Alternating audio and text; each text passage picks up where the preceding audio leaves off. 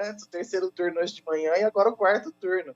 Tá certo. Bom, e nós vamos já com o Gustavo, porque ele já tem uma apuração, é isso, Gustavo? Já Exatamente, saindo aqui rapidamente para 5h03. vocês, neste momento, 5 horas, 4 minutos e meio. O ex-presidente Lula à frente, pelo menos esse número é parcial, Tá evidentemente, bem. aqui, aparecendo com 57,07% da votação e Jair Bolsonaro com 42,93%. São os votos válidos. Lembrando que essa é uma votação bem pequena, evidentemente. São 0,12% das urnas totalizadas. Só lembrando que Lula mais ou menos tem 102 mil votos já neste momento. Rose. Bom, e quem também está conosco é o advogado Marcelo Pellegrini. Ele é especialista em direito eleitoral e agora, hoje, eu corri atrás dele. Ele estava em São Paulo, olha, eu estou te denunciando aqui. E ele já chegou em Campinas. Eu falei, você precisa entrar conosco hoje no programa. Por quê? Porque durante todo o dia, várias denúncias de prefeitos, principalmente das cidades do interior, lá do Nordeste, denunciando que a Polícia Rodoviária Federal fez uma série de blitzes com a intenção, segundo essas denúncias desses prefeitos, de atrasar ou impedir o eleitor de conseguir votar. Nós tivemos mais de 500 operações da Polícia Rodoviária Federal neste segundo turno, no Nordeste, principalmente. Metade dessas operações aconteceram no Nordeste, onde o Lula tem pelo menos 70% das votações no primeiro turno. Ele saiu ali bem fortalecido nas votações. No Rio de Janeiro, também foi encontrado incidentes em que a polícia militar estava fazendo blitzes e isso fez com que algumas lentidões no trânsito foram observadas e também com atraso dos eleitores. No dia de ontem, o ministro Alexandre de Moraes soltou uma normativa impedindo qualquer tipo de operação no dia de hoje. Só que a Polícia Rodoviária Federal descumpriu essa ordem e determinou que houvesse ali muitas operações. Bom, o diretor da Polícia Rodoviária Federal foi convocado para ir até o Tribunal Superior Eleitoral. Houve uma ordem agora à tarde do Alexandre de Moraes determinando a suspensão dessas operações e o Alexandre de Moraes deu uma coletiva em que ele disse que nenhum eleitor deixou de votar e que ele conseguiu compreender, dizendo que o diretor falou que estava cumprindo de acordo com a lei do Código de Trânsito, ou seja, o que eu percebi, Edmilson e Gustavo, e daqui a pouco eu já chamo o doutor Marcelo, o que eu percebi é que o Alexandre, ele trabalhou mais como um bombeiro. Por que eu estou falando isso? Porque durante toda a manhã, quando começou a se perceber essa operação da Polícia Rodoviária Federal, muita gente dizendo, olha, a democracia ruiu, está tendo aí um boicote às eleições com o objetivo de prejudicar o Lula. Tudo levava a crer que fosse uma ação mais efetiva, ou pode até ter sido, né? Mas depois o ministro Alexandre de Moraes teve uma conversa com o diretor-geral da Polícia Rodoviária Federal. Ele disse que não ia mais fazer operação e tudo mais. E os prejuízos que essa operação possa ter provocado, né, nas eleições é uma coisa para se ver depois, certo? Vamos ver os resultados das eleições, onde essas operações foram mais efetivas. Mas o Alexandre de Moraes, realmente, ele jogou água num possível incêndio que tivesse para acontecer aí na eleição brasileira, certo? E ainda bem que ele colocou, porque a gente não estava sabendo o que ia acontecer se essas operações continuassem assim de um modo mais efetivo e houvesse realmente impedimento de eleitores votarem, principalmente no Nordeste. A gente já continua nessa discussão, mas antes eu tenho rapidamente aqui a participação do repórter Guilherme Selegato, falando ao vivo conosco, diretamente do Fórum Central aqui da cidade de Campinas, onde acontece a apuração. Guilherme, boa tarde para você. Urnas já começam a chegar por aí? Gustavo, muito boa tarde para você, Tiago, Edmilson, Rose e também a todos os nossos ouvintes. Nós estamos aqui diretamente do Palácio da Justiça em Campinas, aguardando então a chegada das urnas eletrônicas, né? Olha, em Campinas a movimentação pelas escolas foi muito tranquila, bem comparado com o primeiro turno das eleições, não tiveram tantos problemas assim com filas durante a votação. Os eleitores, ao todo, tiveram basicamente aí o tempo de 2 minutos para conseguir entregar a documentação aos mesários, né, e também realizar o seu voto. Até porque, desta vez, né, tivemos aí o voto só para presidente e também governador. Nós estamos aqui aguardando a chegada das urnas, nós estamos bem na zona eleitoral 33, aqui que cuida da região central de Campinas. Pelo menos 3 urnas eletrônicas precisaram ser trocadas por problemas técnicos, que foram das escolas do Vila Gelim, a Universidade São Francisco do Cambuí e também o Colégio Objetivo do Cambuí. As urnas foram trocadas pela manhã, então os eleitores não tiveram problemas em relação a isso, e ao longo do dia seguiu normalmente também, assim como nas demais escolas aqui da cidade de Campinas, e nós continuamos por aqui aguardando a chegada das urnas, né, para acompanhar então a apuração dos votos aqui na cidade de Campinas. Obrigado, Guilherme Selegado, pelas informações. Só aproveitando para já trazer um geral aqui das urnas substituídas, foram 678 urnas substituídas em todo o estado de São Paulo, corresponde a nem 0,5%. No interior foram 449 e na capital 229. Tem apuração chegando aqui para a gente, rapidamente para atualizar. Olha só, Jair Bolsonaro à frente nesse momento com 52,64, já virou, com Lula com 47,36 na sequência. São 0,3% das urnas apuradas. Só destacando aqui, por exemplo, temos no estado do Amazonas, Bolsonaro bem à frente. Na Bahia, Lula também bem à frente. Daqui a pouquinho eu trago mais detalhes. Tá certo. Tiago Prudente, como que você viu o depoimento do Alexandre de Moraes e o que você ouviu das campanhas em relação a essa operação da Polícia Rodoviária Federal? Olha, eu acho que o ministro tentou ali colocar, vou usar a palavra aqui, não sei se é correta, mas panos quentes ali na situação, porque a gente só vai saber o real impacto dessas operações quando a gente olhar a abstenção da eleição. Não dá para falar que teve impacto ou não. E aí, durante a entrevista de Alexandre de Moraes, conversava com colegas e ficou a seguinte questão: o que não leva a crer que alguma das campanhas não vá questionar os resultados devido às operações da Polícia Federal, da Polícia Rodoviária Federal. A gente tem que dividir aqui a Polícia Federal da Polícia Rodoviária Federal. É algo grave que precisa ser apurado, porque já há informações de colegas, Lauro Jardim, Andréia Sadi, Júlia Dualip, estou aqui acreditando, que deram informações de que uma reunião teria sido feita no Palácio da Alvorada para que essa operação fosse realizada. Isso precisa ser apurado, porque senão vai envolver a candidatura do presidente Jair Bolsonaro. Então, acho que é um fato grave, sim. Espero que não tenha afetado a votação, a eleição, porque é uma agressão muito grave ao que é primordial na democracia, que é o voto. Então, é algo que precisa realmente, eu vou repetir isso aqui, apurado. Precisa ser apurado e as pessoas que fizeram esse ato ser responsabilizadas. Eu não tenho ao tempo de eleições, que vocês cobrem eleições, mas eu acredito e vi outras pessoas que trabalham na imprensa que nunca tinham visto o tamanho de uma operação como essa. E um dado que eu apurei, mais de 50% das operações da PRF foram realizadas no Nordeste.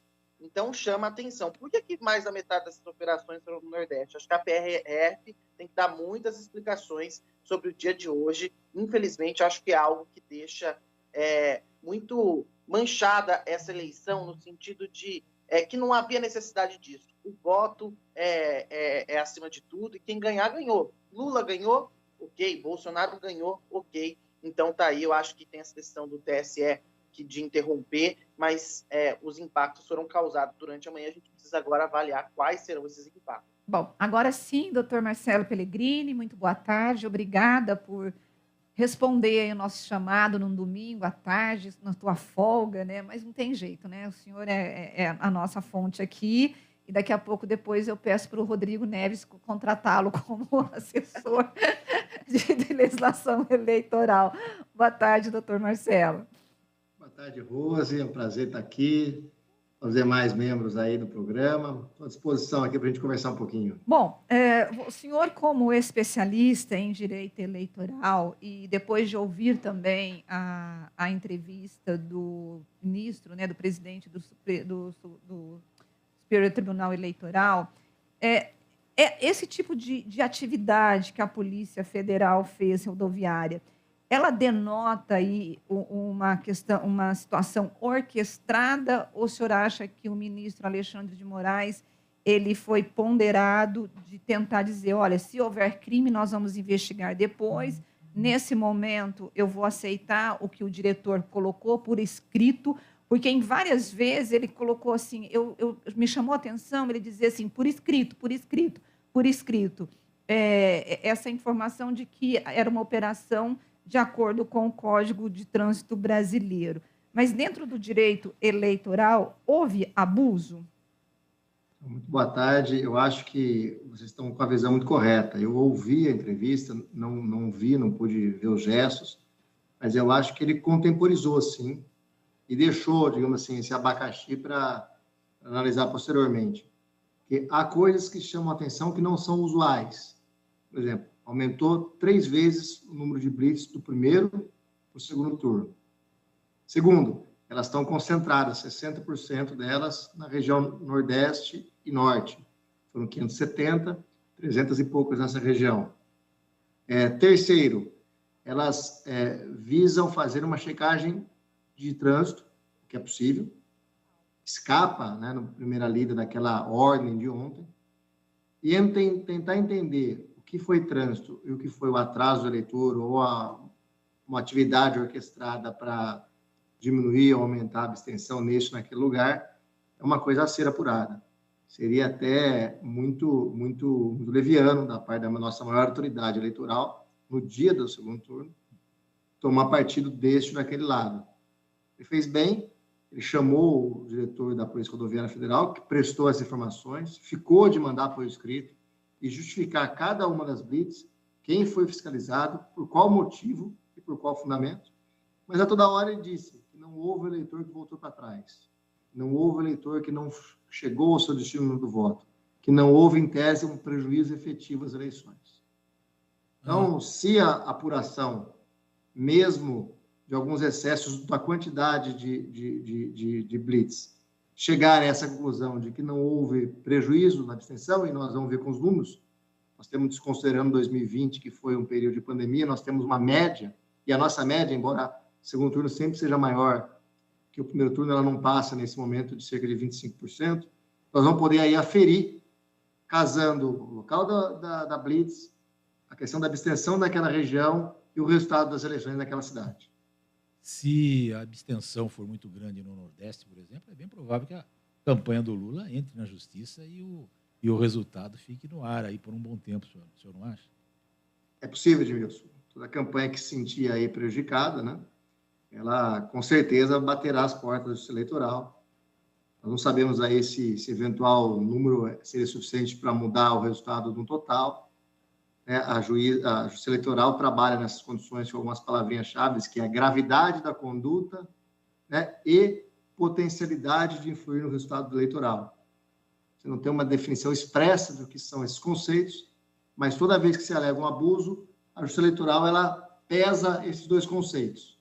Se a conduta foi grave e se trouxe um prejuízo à eleição, para daí concluir se há ou não há abuso. Chegando aqui com mais dados agora para São Paulo, temos uma disputa muito, mas muito apertada, pelo menos agora aqui em São Paulo, olhando, evidentemente são 0,06% das urnas totalizadas, mas já dá para ter um gostinho aqui dos dados. Fernando Haddad é quem está à frente com 50,04%, enquanto Tarcísio tem 49,96%. Muito apertado, uma diferença de pouquíssimos votos. Pouquíssimos. 0,8%. Tem 8 votos de diferença, literalmente. É bem apertado, mas o engraçado é que à frente, em São Paulo, tem Jair Bolsonaro. Então, parece que quem está votando em um não está votando em outro, não está votando na muito cedo, dobradinha. muito cedo, exatamente. Tomei um susto agora. Tem voto Lula, Tarcísio, Bolsonaro, Haddad. Exatamente. Agora vamos dar uma olhadinha aqui no Brasil. Também temos 1,83% das sessões totalizadas. Jair Bolsonaro com 56,64%, enquanto que Lula 43,36%. Tiago, você tem alguma pergunta para o doutor Marcelo? Eu queria, o doutor Marcelo explicou essa questão, que eu acho que é o mais importante do momento, é que isso vai ficar para um segundo momento aí da eleição. Eu queria saber quanto à ação de agentes públicos, né?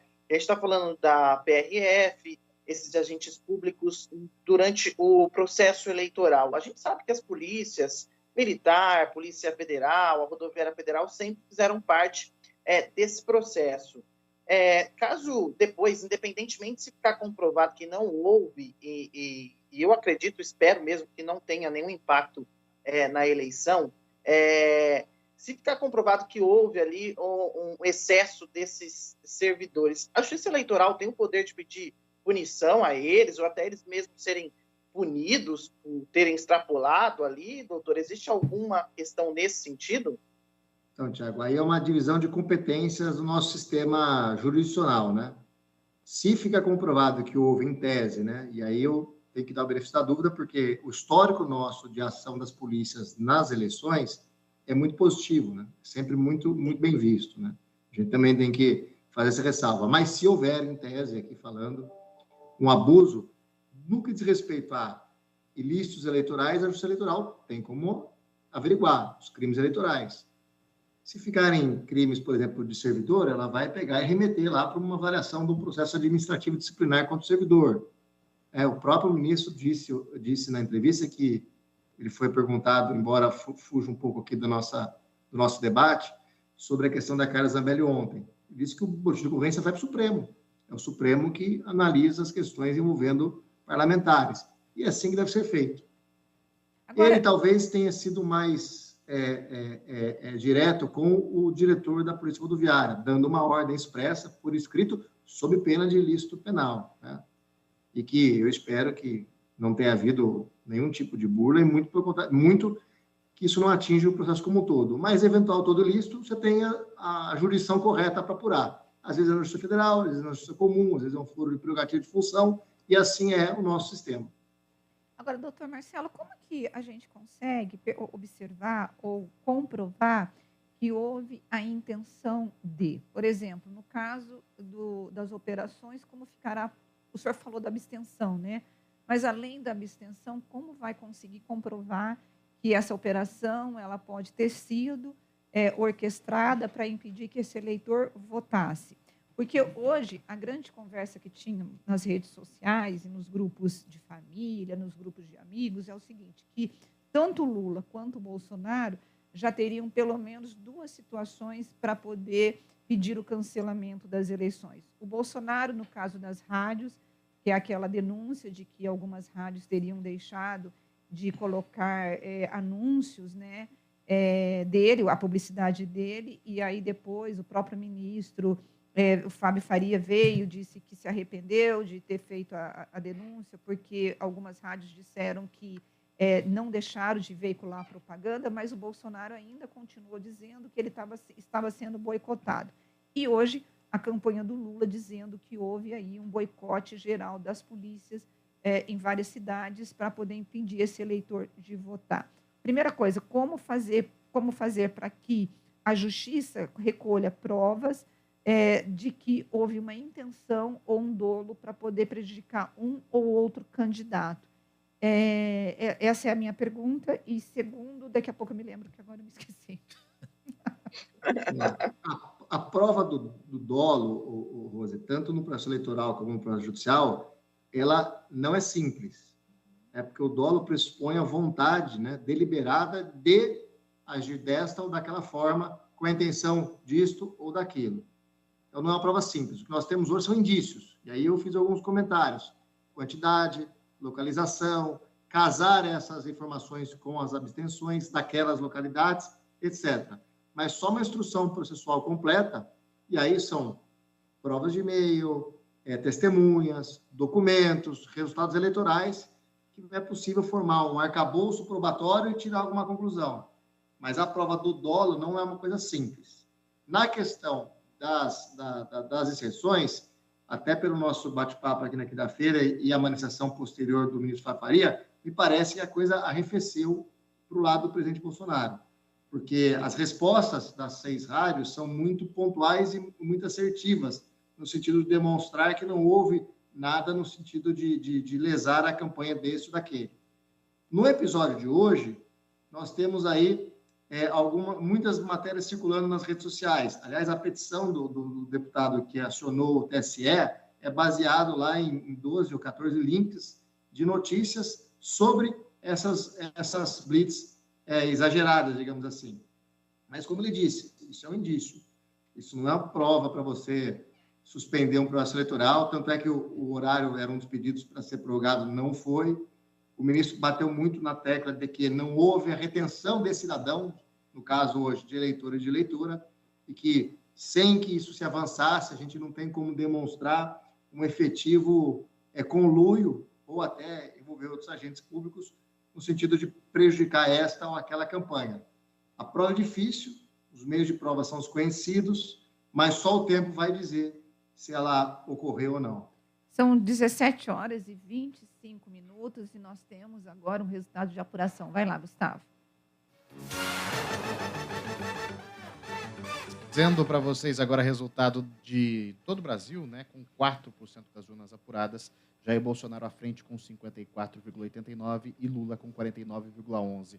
Nesse meio tempo, enquanto a entrevista acontecia, eu deixei de falando, mas o Bolsonaro ele chegou a ter uma diferença muito maior, chegando a 55%, e nisso ele está perdendo um pouquinho de força. O Lula, evidentemente, começou na frente, enfim, está tendo bastante mudança, é um dado ainda muito pequeno. Por exemplo, aqui no estado de São Paulo, temos 0,24% das urnas apuradas. Governador, já temos o Tarcísio à frente, com quase 60%, 59,87%, enquanto que Haddad com 40,11%. Ainda rodando um pouquinho, não temos ainda resultado em Pinhalzinho, mas lá no Rio Grande do Sul temos quase 4% das urnas apuradas. Quem está à frente é Eduardo Leite, com 51,65% dos votos. Olhando para Pernambuco, a eleição esteve mais apertada agora há pouco, agora já começa a ter um pouquinho de margem. A Marília Reis está à frente com 52,65%, Raquel Lira com 47,35%. Olhando agora para a Bahia, é o ACM Neto quem está à frente com 53,11%, enquanto que o Jerônimo do PT com 46,89%. E lá acontece aquele fenômeno, viu, Thiago, que a gente comentou há pouco. Olha só, o ex-presidente Lula à frente na Bahia com 72,99%. Então, assim, quem vota no ACM pode votar no Lula, pode votar no Bolsonaro. Não tem um Lula voto tão... ACM. Não tem aquela... uma proximidade, né? Eu estava vendo a votação de São Paulo aqui, e o que está me chamando a atenção é que você pega lá, está lá o Bolsonaro 60,11%, Lula 39,89%. A teoria é que seria espelhado para governador. É claro que é uma margem muito pequena ali, mas fica claro que há um voto Lula-Tarcísio nessa eleição. Alguns eleitores votaram no Lula e votaram no Tarcísio, porque o Tarcísio tem uma margem acima do Bolsonaro, enquanto o Haddad tem uma margem menor que a do Lula. A informação que a gente tem, normal, pelas pesquisas das outras eleições, é que essa eleição, provavelmente por causa do Sul e Sudeste saindo na frente na apuração das urnas, o Bolsonaro ficaria à frente do Lula por um bom tempo. Depois, quando os votos do Norte e Nordeste começarem a pingar, a possibilidade é que o Lula passe na frente. É essa a previsão aí de todo mundo. Bom, tem um ouvinte aqui, o nosso colega, deixa eu ver, o Vladimir, ele está dizendo assim, ele é do São Marcos, ele está dizendo assim, boa tarde, petraiada. Lembrando que não pode roubar na urna também, ok? Pode roubar o cidadão, pode tomar uma cerveja, não entendi, mas uma cervejinha, mas se roubar na urna, o pau vai comer, tá? Ok? Se vocês são democráticos mesmo, publiquem aí. Eu sou um ouvinte assíduo da Band, seja no esporte ou no jornalismo. Só não concordo profissional, seja do esporte ou do jornalismo, vestir camisa. Pois é, mas vai lá. Você pode ter a sua opinião e a gente respeita, mas nós estamos aqui torcendo pelo Brasil. Eu vou colocar um ouvinte, eu mandei...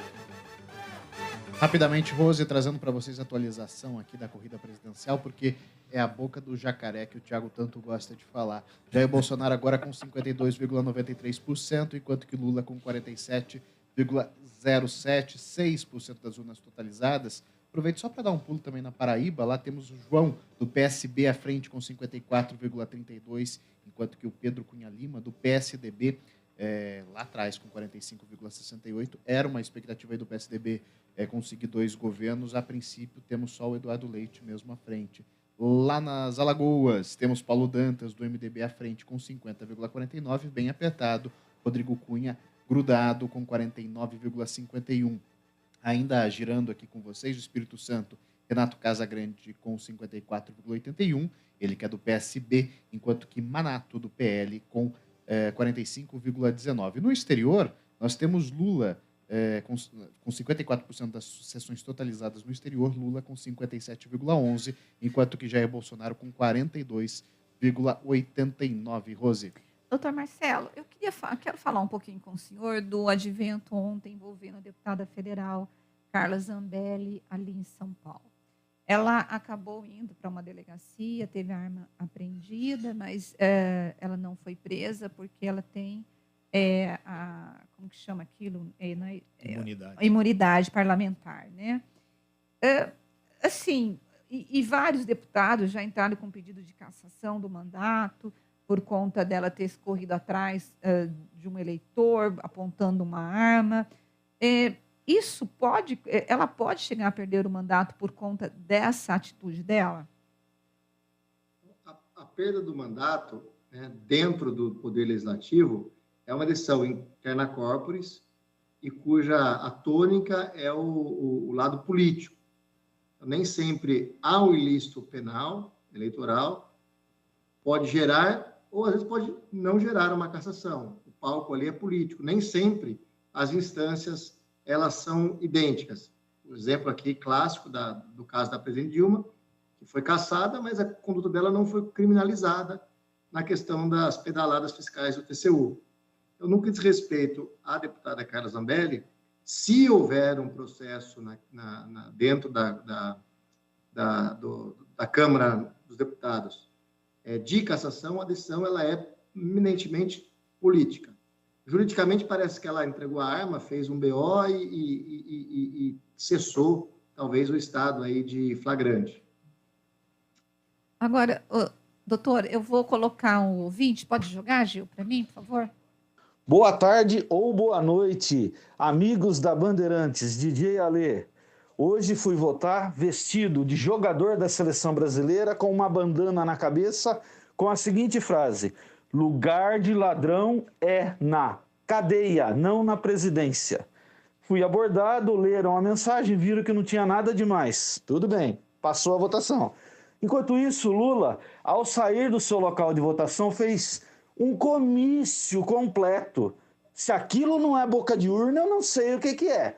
Vocês não concordam comigo? DJ Alê, grande prazer estar no programa de hoje com vocês. Rose, manda um abraço para mim lá na tela da Band, se você for para lá. Tchau. Tchau, não, bom. Não serve na rádio, né? Tem que ser na tela. Não vai ter que ser na tela aqui do YouTube mesmo, porque hoje nós não temos uma cobertura especial pela TV Bandeirantes, porque nós estamos com a Fórmula 1 na telinha da Band, mas eu te mando um abraço daqui, tá bom? Edmilson, foi ou não foi? Não foi, não, gente. Né? Foi uma entrevista coletiva, pelo amor de Deus. Ele pode falar o que ele quiser, certo? Como o Bolsonaro falou também. Vou discordar de vocês. Bolsonaro falou. Vou discordar de vocês. Discorda. Havia uma grande quantidade de apoiadores de Lula lá, assim, fora do comum, assim, gente com bandeira, e eu sei que a lei eleitoral proíbe, por exemplo, bandeira, gente aglomerada, pelo menos se eu não estou, o doutor vai me corrigir aí, pessoas uniformizadas juntos, a lei eleitoral proíbe, não proíbe, doutor?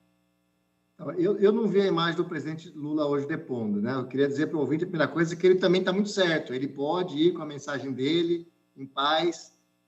A legislação eleitoral autoriza que qualquer cidadão demonstre a sua preferência de forma silenciosa, porque ele não pode pedir voto para alguém, né? No dia da eleição, ninguém pode fazer isso.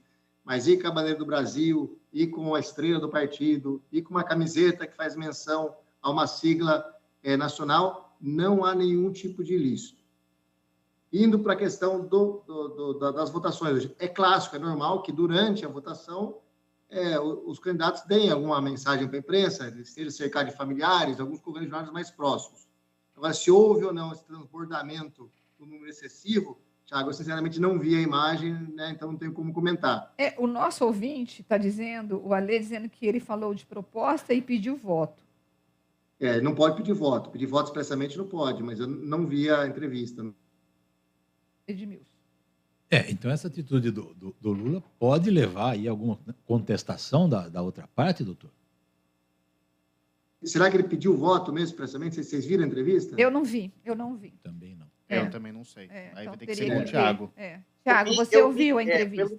Pelo que eu acompanhei, ele vai ali, conversa com os apoiadores, abraça. Eu não vi explicitamente o pedido de voto. Então, talvez aí ele consiga se safar. Mas que eu achei um pouco incomum, porque geralmente tem essa movimentação. Bolsonaro também, quando vai, tem essa movimentação, mas havia uma movimentação intensa ali de eleitores do PT na escola onde ele vota, até porque também, aí eu vou fazer a gente tem que fazer uma ponderação. Ali também é o reduto eleitoral dele, né? Foi onde ele cresceu eleitoralmente, então a gente tem muita gente que apoia, conhece ele de muito tempo, mas a princípio, assim, chamou a atenção mesmo pela quantidade, assim, ele... Mas mesmo sendo o berço eleitoral dele, não pode pedir voto, viu, Thiago? Isso é proibido da eleição, eu tô falando é o seguinte, não é um pedido expresso de voto, talvez, né? Eu não vi o pedido expresso, mas pareceu um comício mesmo. Eu entendo o que o DJ Ali está falando aí. Bom, doutor... Mas não leva, a princípio, isso aí não leva anulação, tá? Leva uma penalidade ao candidato, tá? A princípio. Até crime eleitoral, mas sem anulação do pleito. Diante de tudo que nós vimos nas eleições nesse segundo turno, a gente pode dizer que existe possibilidade de ambos os candidatos entrarem com pedido de anulação? O senhor acha que há elementos ou o senhor acha que não, que tudo transcorreu dentro da normalidade? Não, normalidade não. Acho que o segundo turno foi muito acirrado, né? Nós temos um país flagrantemente dividido, muito, digamos assim, arraizadas divergências, né? Quem gosta de um odeia o outro, e assim vice-versa. Nas matérias que eu vi até agora, não parece que nenhuma justificaria uma anulação de um pleito, a não ser uma instrução mais aprofundada que possa levar a algum abuso, algum dolo, alguma atitude de conluio com várias pessoas se movimentando para atingir um fim de prejudicar uma candidatura e beneficiar a outra. Por hora, há o direito de todo mundo levar ao tribunal, da dialética do direito, né, essa discussão. Não me parece ainda caso, ainda sensível, para justificar uma anulação nacional. Tá certo. Bom, quero agradecer. Vocês têm mais alguma pergunta, Thiago? Não. Então, vamos deixar o doutor Marcelo descansar. Eu duvido que ele vai descansar, que ele vai continuar acompanhando a apuração das eleições, mas mesmo assim, muito obrigada pela tua participação. E um excelente final de domingo aí para você e vamos continuar torcendo pelo Brasil, né? Obrigado, eu queria deixar um abraço aí para o Edmilson, para o Thiago. Rose, muito obrigado pelo convite novamente, a Rádio Bandeirantes. Estou às horas e também agora vou acompanhar aqui o resultado das votações. Tá certo. Eu ia pedir para o Gustavo, mas ele não está sentado, para saber se já tem alguma apuração para a gente jogar aqui para o nosso ouvinte. O nosso ouvinte deixa eu pegar aqui, o Vladimir, ele falou assim, meninos, fiquei surpreendido, porque vocês publicaram o que eu falei, mas me surpreendeu positivamente. E ele disse assim que desde que o Zé Arnaldo saiu, ele achou que o programa perdeu o rumo, que perdeu a audiência, mas que é sempre tempo de recomeçar. E ele fica muito chateado com a parcialidade que nós temos aqui no programa. E aí ele fala assim, mas sejam profissionais acima de tudo. E ele mesmo não gostando muito, ele continua ouvindo, porque não tem outra coisa melhor. Animador, né? Por favor, continue ouvindo e continue participando, continue criticando. E a audiência não diminuiu, não. E a audiência, na verdade, não diminuiu. Na verdade, ela dobrou nos últimos meses. Nós medimos a audiência, a gente mede essa audiência mensalmente e ela dobrou, viu? Mas o Zé Arnaldo sempre foi uma estrela aqui e a gente sempre respeitou muito o Zé Arnaldo, a Zezé de Lima e todas as pessoas que passaram aqui pelos microfones da Rádio Bandeirantes. O Gustavo está erguendo a mão porque ele já tem algum resultado. Vamos lá, então, atualizando aqui para presidente da República, 12% das urnas totalizadas. Temos Jair Bolsonaro à frente com 51,86, cerca de 7 milhões de votos, enquanto que Lula está logo atrás com 48,14%. Vocês aí, todo mundo está olhando para a televisão, aí eles estão com dados de São Paulo, tá, pessoal? Não confundam. Temos aqui dados de São Paulo também, é importante. Tarcísio de Freitas com 58,85%, Fernando Haddad com 41,15%, 2,84% das urnas totalizadas. Ainda rodando rapidamente, atualizando o Rio Grande do Sul, que tem 16%, está bem avançado por lá. Eduardo Leite com 53,53% e Onyx Lorenzoni com 46,47%. Agora, o que chama atenção é que o Jair Bolsonaro está bem à frente com quase 60% dos votos. No então, Rio Grande assim, do Sul? no Rio Grande do Mas Sul. isso é esperado, né? Não, mas Sim, acontece que o que não é quem ele esperado... apoiava tá atrás, né? Quem ele É, apoia. a tabelinha aí. Talvez alguns erros na campanha do Onyx não tenham sido tão bem Eu para acho eles, que foi né? a história da vacina, né? Que ele colocou lá que a imunidade de rebanho é muito interessante, pegou muito mal. E aquela história da primeira-dama também, que o Estado teria uma primeira-dama de verdade. Aí foi uma frase muito homofóbica. E principalmente no debate, quando o Eduardo Leite faz um questionamento em relação à questão orçamentária, fiscal, e ele responde... Foi um show de horrores, Foi né? um show de horrores, e aí fizeram memes dele como o Chaves, né? Teve a história do Chaves, do professor... Como que chamava o professor do Chaves? Professor Girafales. O professor Girafales, perguntando para o Chaves, né? Dando-lhe um exemplo e falando com ele. Como que é? E o Chaves tentando enrolar o professor, né?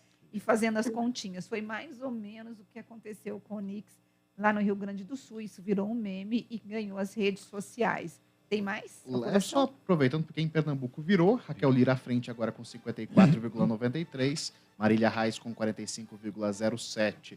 Ainda olhando para Bahia agora apertando. Temos a CM Neto ainda à frente com 51,71%, enquanto Jerônimo com 48,29%. No estado do Amazonas, é importante a gente chamar atenção também para Wilson Lima à frente, enquanto que Eduardo Braga, que é um político tradicional, tem apenas 41,40% dos votos. Vou aproveitar aqui, olha só, 26% no Espírito Santo, dá uma boa margem, né? Renato Casagrande à frente com 54%. Também aproveitando, temos na Paraíba o João com 54,96% e o Pedro Cunha Lima com 45%. Lá, quase 30% das urnas totalizadas. Enfim, outros dados, qualquer coisa eu chamo. Esses estados que você falou, todos eles de acordo com as previsões das pesquisas, dentro do quadro que as pesquisas mostraram. Vamos esperar, porque eu acho que, inclusive, os diretores e os presidentes dos institutos de pesquisas devem estar com os olhos na apuração para ver se... E o coração batendo forte. O coração batendo muito forte para ver se os resultados irão coincidir ou ficar próximo, né, do resultado das urnas, já que no primeiro turno os institutos de pesquisas foram extremamente criticados. Bom, quem já está conosco aqui nos estúdios da Rádio Bandeirantes é o cientista político, o Otávio Catelano, que esteve conosco no primeiro turno e, obviamente, ele foi convocado para trabalhar. Eu estou brincando convocado, na verdade, ele foi convidado, mas foi escalado para trabalhar no domingo à tarde. Otávio, muito obrigada pela tua vinda aqui no Bastidores. Pelo convite. Vamos contribuir com o debate aqui. Bom, ele fez um fã-clube também, né? É importante chamar a atenção que ele deixou um fã-clube porque a gente gostou demais da participação dele, né? É verdade. Foi uma conversa muito bacana. Ele esteve conosco no Bastidores do Poder hoje de manhã. Nós abrimos o programa hoje falando da história da Polícia Rodoviária Federal e da coletiva do ministro Alexandre de Moraes, contemporizando, colocando panos quentes, dizendo que nenhum eleitor deixou de votar, que o diretor da Polícia Rodoviária Federal deu uma explicação, dizendo que ali estava cumprindo de acordo com uma ordem do Código de Trânsito Brasileiro. E, enfim, ele não quis colocar gasolina nessa história que nós ouvimos hoje pelas redes sociais, dizendo que seria um golpe e uma operação orquestrada para impedir os eleitores do Lula de votar. Dentro da ciência política e olhando para o que aconteceu hoje e o uso da máquina pública, O Bolsonaro, ele usou mais a máquina pública ou todos os candidatos usam a máquina pública de forma descarada? Bom, acho que para começar a comentar, né, o Uhum. primeiro, para o Alexandre de Moraes conseguir convencer de que ninguém deixou de votar, ele vai precisar se convencer primeiro. Então, ele ficou descarado que foi um acordo ali, colocar panos quentes, não colocar gasolina, como você mesma falou, para que o resultado, pensando que o resultado não seria alterado por conta disso, não quis gerar mais polêmica e colocar a eleição mais em xeque do que sempre esteve. Agora, com relação a candidatos em busca de reeleição utilizarem a máquina pública, não é incomum, né? O aumento de gastos sociais nos anos finais do governo, isso é uma coisa que se repete, infelizmente, né? É, os gastos sociais não sendo vistos como forma de política de Estado, sempre como política de governo, sempre buscando agradar para poder buscar a reeleição. Mas a gente teve isso em uma escala muito maior do que normalmente se observa. Não só no Brasil, mas também no mundo. Assim. O Bolsonaro conseguiu ampliar demais os gastos sociais e todos com data de validade para o dia 31 de dezembro deste ano. Então ele vai também precisar convencer vai precisar ter convencido, que agora as urnas já fecharam, vai precisar ter convencido o eleitor de que essa não foi uma política para buscar a reeleição somente. Independente do resultado da eleição, seja lá qual for o eleito aí, como é que você vê a sobrevivência dessas duas correntes que se firmaram agora? O PT, se ele perder, ele vai diminuir a sua participação na política e tal? Ou o bolsonarismo vai ser uma pedra no sapato do PT, caso ele ganhe, certo? Como é que você analisa esse quadro geral, essas novas correntes? Porque nós estamos diante de uma nova realidade no Brasil. Né? Pelo menos a direita mostrou a cara, né, e está enfrentando o PT quase que de igual para igual. Uhum. Edmilson, se o PT perder, é muito difícil que ele mingue ou suma, porque o PT é o partido que, historicamente, tem maior articulação e força organizacional no país. O partido foi construído pelas bases sindicais, pelas igrejas, por movimentos sociais, e é um partido muito enraizado na sociedade brasileira, e já perdeu, já ganhou e nunca deixou de estar presente como protagonista das eleições e também dos governos, né? Seja na situação, seja na oposição. Então, perdendo, o PT tem uma força organizacional capaz de manter sua sobrevivência perfeitamente, como sempre manteve até aqui. O partido que está prestes a completar aí, acho que 50 anos, né? No final dessa década, completa 50 anos. Então, é um partido histórico da democracia e definitivamente o mais forte, enquanto partido. Agora, a força do bolsonarismo, muito se tem debatido sobre isso dentro da ciência política. O quanto o bolsonarismo é maior que o Bolsonaro, o quanto o bolsonarismo depende de Bolsonaro. Então, tem alguns casos recentes que acho que podem ajudar a gente a observar um pouco sobre isso, a pensar um pouco sobre isso, que é o caso do Roberto Jefferson, por exemplo, em que logo que aconteceu, começou a viralizar, começou a se postar, alguns bolsonaristas, alguns jornalistas bolsonaristas, alguns apoiadores de Bolsonaro já fizeram uma defesa tímida de Roberto Jefferson, sempre tentando, mas ele estava sendo preso injustamente, estava sendo colocado mentalmente. Exatamente. E logo que Bolsonaro se posiciona contra Roberto Jefferson, chama ele de bandido, tem até algumas pessoas pegaram a reação desses jornalistas e apoiadores depois da reação do Bolsonaro, muda completamente. E aí começa a tentar associar o Roberto Jefferson a Lula, colocar o Roberto Jefferson ao lado do PT. Então, o que a gente pode observar com esse caso? Estou trazendo um caso somente para a gente pensar o quanto talvez o bolsonarismo dependa muito de Bolsonaro. Por mais que ele tenha conseguido eleger muitos senadores, uma bancada enorme na Câmara, o maior partido da Câmara é o partido de Jair Bolsonaro, mas se ele não for eleito, se ele não tiver aquele poder de estar diariamente na mídia e diariamente pautando o debate, talvez o bolsonarismo perca um pouco, não necessariamente sua força, mas no mínimo sua articulação, seu ponto central. Mas, por exemplo, ele pode continuar com as lives semanais dele falando para uma bolha, né? Até algumas pessoas falaram que no debate deu a impressão que ele quis mesmo falar com essa bolha para não deixar o bolsonarismo morrer. E aí aproveito para dizer, no debate ele deixou muito claro, inclusive, essa questão do Roberto Jefferson, né? Ele vai para um lado dizendo, não, Roberto Jefferson é seu amigo, Lula. Mudou completamente o discurso de repente, né? E não é um caso isolado, né? A gente viu, por exemplo, todas as alianças de 2018 se desmanchando conforme havia atrito dentro do mesmo campo. Então, foi com Dória, foi com Rodrigo Maia, foi com Davi Alcolumbre, depois foi com Rodrigo Pacheco, com Janaína Pascoal. Então, tem Joyce Hasselman, tem uma lista infindável aqui. E eu acho que talvez o maior símbolo disso seja Sérgio Moro. Então, o Moro rompe com o governo ali em abril de 2020, fica 2 anos falando mal do governo, falando que o governo Bolsonaro é corrupto, e aí no segundo turno se posiciona ao lado de Bolsonaro e está presente em todos os debates acompanhando Bolsonaro, já viraram quase amigos ali na frente das câmaras de novo. Então, de novo, né, o bolsonarismo tem essa figura central que é Bolsonaro. Eu acho que isso está ficando mais escancarado agora, nesse segundo turno. Bolsonaro é uma figura central, por mais que seja algo meio lógico, né, às vezes não é tão fácil de se compreender dessa forma. Então, o Bolsonaro é, de fato, uma figura central do bolsonarismo. Talvez o bolsonarismo não seja maior que Bolsonaro e seja mais dependente de Bolsonaro do que a gente estava analisando até algumas semanas atrás. Dentro dessas eleições e desse antagonismo que nós tivemos entre direita e esquerda e esse país dividido, ganhando Lula ou ganhando qual dos dois, ou Lula ou Bolsonaro, qual que teria mais condições de pacificar o país? O senhor acha? Eu vou chamar você de você, que você é muito novo. Fica tranquilo. Pode ser? Ai, não, me recuso a chamá-lo de senhor. Eu exijo o senhor, tá? Não, eu me recuso. Você acha que qual dos dois que você acha que poderia ter mais condições de pacificar esse país, ou você acha que não há condições de pacificar esse país, já que agora a gente tem essa direita aí sendo colocada e que vai para a oposição caso Lula ganhe?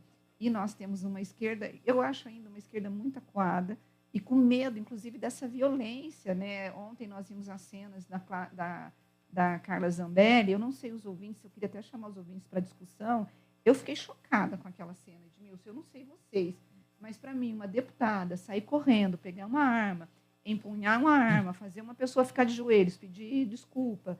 A cena é chocante. A cena é muito chocante. Eu não acho que isso, gente, é uma coisa de democracia e uma pessoa que representa o povo e que representa o eleitor, ela tem que ser modelo. E aquele não é um modelo que eu gostaria para o meu país. Então, isso é a minha opinião, os ouvintes podem xingar, mas eu acho assim, absurdo. Primeiro que eu já sou contra o armamento. Então, essa é a minha posição, os ouvintes sabem disso. Mas eu fiquei tão chocada com aquela imagem, num dia antes das eleições, e o moço correndo. E ali houve um desentendimento, mas ele não bateu nela, porque os vídeos que a gente vê não mostram que ele empurrou ela. Ela caiu sozinha. Houve ali uma disputa ali. Uma discussão. Ela quis sair rápido e tropeçou e caiu. Foi isso. E aí o assessor atirar, né? Atirar. Que país é esse que nós estamos virando? Eu gostaria de virar a pergunta e sair, né? Ir embora. Aqui, né? Que país é esse, né? Já é uma pergunta que se faz há muito tempo. Né? Desde a ditadura, né? Ainda bem que a gente tem a música para ilustrar, inclusive, que essa pergunta a gente refaz muito e sempre. E é um sinal, né, de que a gente esteja ainda fazendo a mesma pergunta depois de tanto tempo de democracia. É um sinal. Rose, eu acho que, bom, quem tem mais condições de pacificar o país? A gente tem que fazer uma análise prévia do que são as duas candidaturas. O Bolsonaro é a candidatura do governo. É a candidatura que governou por 4 anos, está buscando governar mais 4 anos e ainda mais. Pensando na reserva de mercado que a família Bolsonaro tem, né? Ele conseguiria emplacar facilmente um filho para tentar uma terceira reeleição, entre muitas aspas. Mas a questão é que é uma candidatura da caneta, do dinheiro, é a candidatura que busca mostrar o que fez e quer emplacar ainda mais. É uma candidatura de reeleição. Então, é uma candidatura que conseguiu chamar para si, chamar para a coligação, os partidos mais dependentes do poder, mais dependentes de estar junto com quem executa o orçamento. Isso é quase, eu enquanto cientista social, é difícil usar a palavra natural, né? Mas para usar aqui, é quase natural, né? A força gravitacional do poder ali A gente tem essa candidatura dos partidos que são dependentes do poder, mas que, se a gente for parar para pensar, o Bolsonaro é candidato por um partido que foi do vice-presidente de Lula de 2003 a 2010. Ele está coligado com um partido que foi da base aliada de Lula e de Dilma de 2003 a 2014, pelo menos. Posso te cortar só Claro, um fica à pouquinho? vontade. Acabou de sair aqui o Eduardo Ridel, o ex-secretário de Infraestrutura do Mato Grosso do Sul, está eleito governador do estado. Com 52,5% das urnas apuradas, o candidato do PSDB tem 55,6% dos votos válidos e tem sua vitória projetada sobre o capitão Contar, que somava 44,3%. Projeção do de Datafolha, projeção. né? Isso, tá É bom? importante isso aí para um partido que está morrendo aí, que é o PSDB, né? Talvez o único estado que eles consigam. O Rio Grande do Sul também.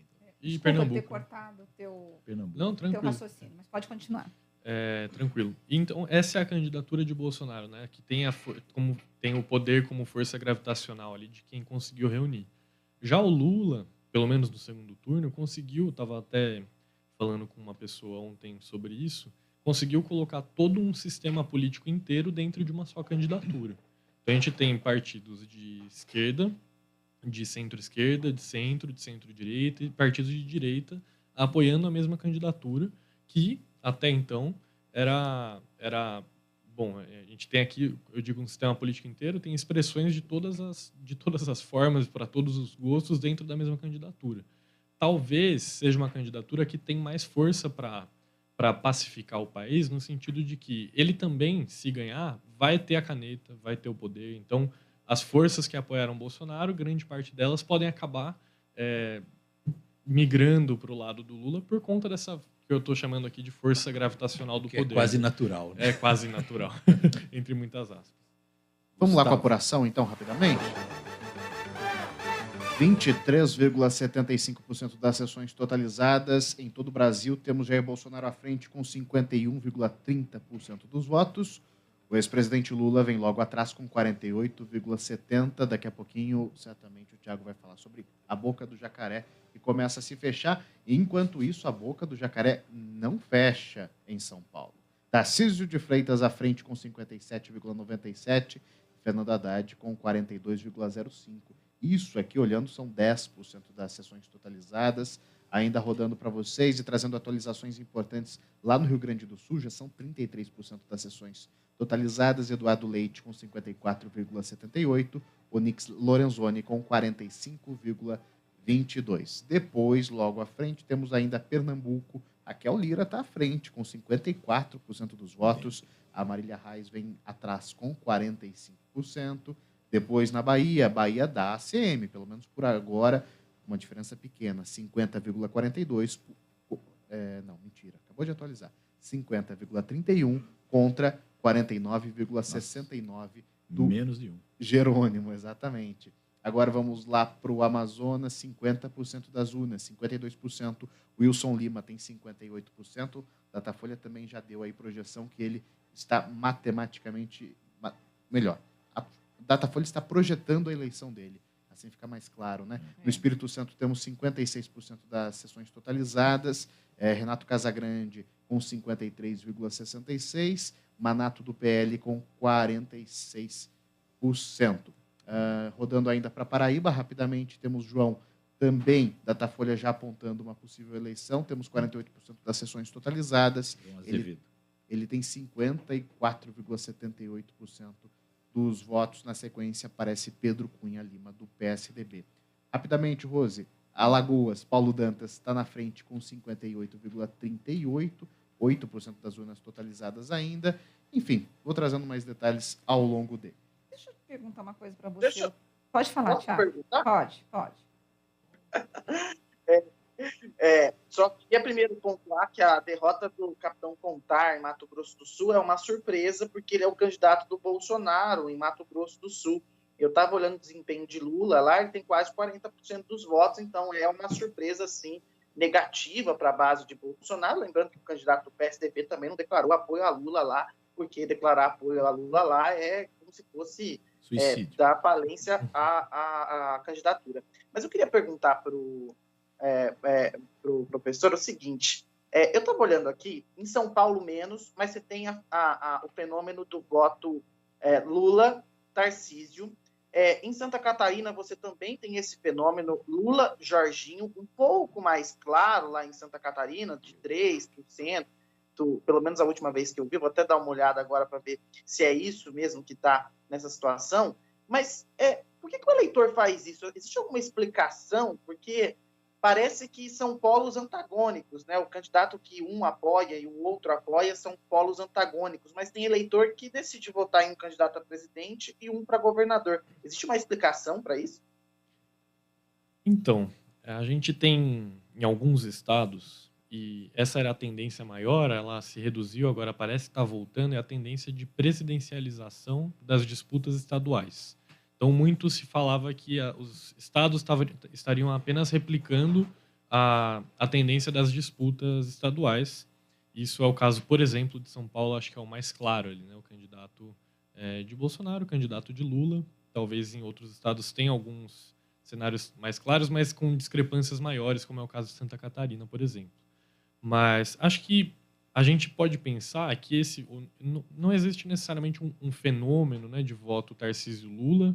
Talvez exista, isso sempre existe, né? E quando a gente trabalha com pesquisa de opinião, tem de tudo, tem de tudo. A gente acha aquela resposta da pessoa que diz que se identifica com o PT, que odeia o PT, odeia Lula, odeia Dilma, e pergunta em quem votou na Dilma em 2014, na Haddad em 2018. Então, assim, sempre tem uma ou outra pessoa que vai fazer um voto muito ilógico em alguma medida.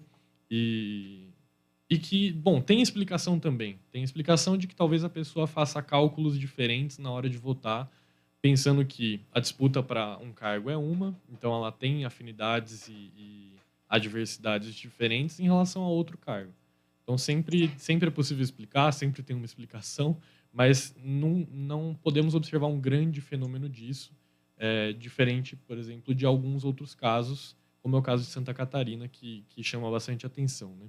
Por mais que Lula não vá tão bem lá, é gritante o desempenho negativo do candidato do PT diante do candidato do Bolsonaro. Agora, por exemplo, no Rio Grande do Sul, eu consigo ver a diferença das duas candidaturas, do Onix e do Eduardo Leite. Ali você tem a questão da questão da homofobia, da questão da Covid, que é muito clara. Mas em relação ao Haddad e ao próprio Tarcísio, eu não vi essa guerra de narrativa em relação a essas pautas morais, e não são nem pautas morais, são pautas mesmo de direitos. Uhum. Né? O que diferenciou esse eleitor, por exemplo, de não perceber essa diferença? Mas vai, Gustavo. Rapidamente aqui, temos uma atualização importante. Na verdade, não é nem apuração, é totalização mesmo. Lá na cidade de Pinhalzinho tem prefeito eleito, né? Vale lembrar, eleição suplementar. Paulinho, do PSDB, é eleito com 43,51% dos votos. São 3.549 votos. Bia Zanardi, do PSC, vem na sequência com 38%. Lauro Victor, do União Brasil, com 13%. E Dr. Milton Fuzeto, do Republicanos, com 3%. Desculpa atrapalhá-los, mas era mesmo só para trazer essa atualização que é importante. Então está definido a situação por lá rapidamente. Chegaram todas as mídias do nada e já totalizou, viu? Porque demorou para chegar. Eu estava aqui ansioso atualizando, mas agora já está definido por lá.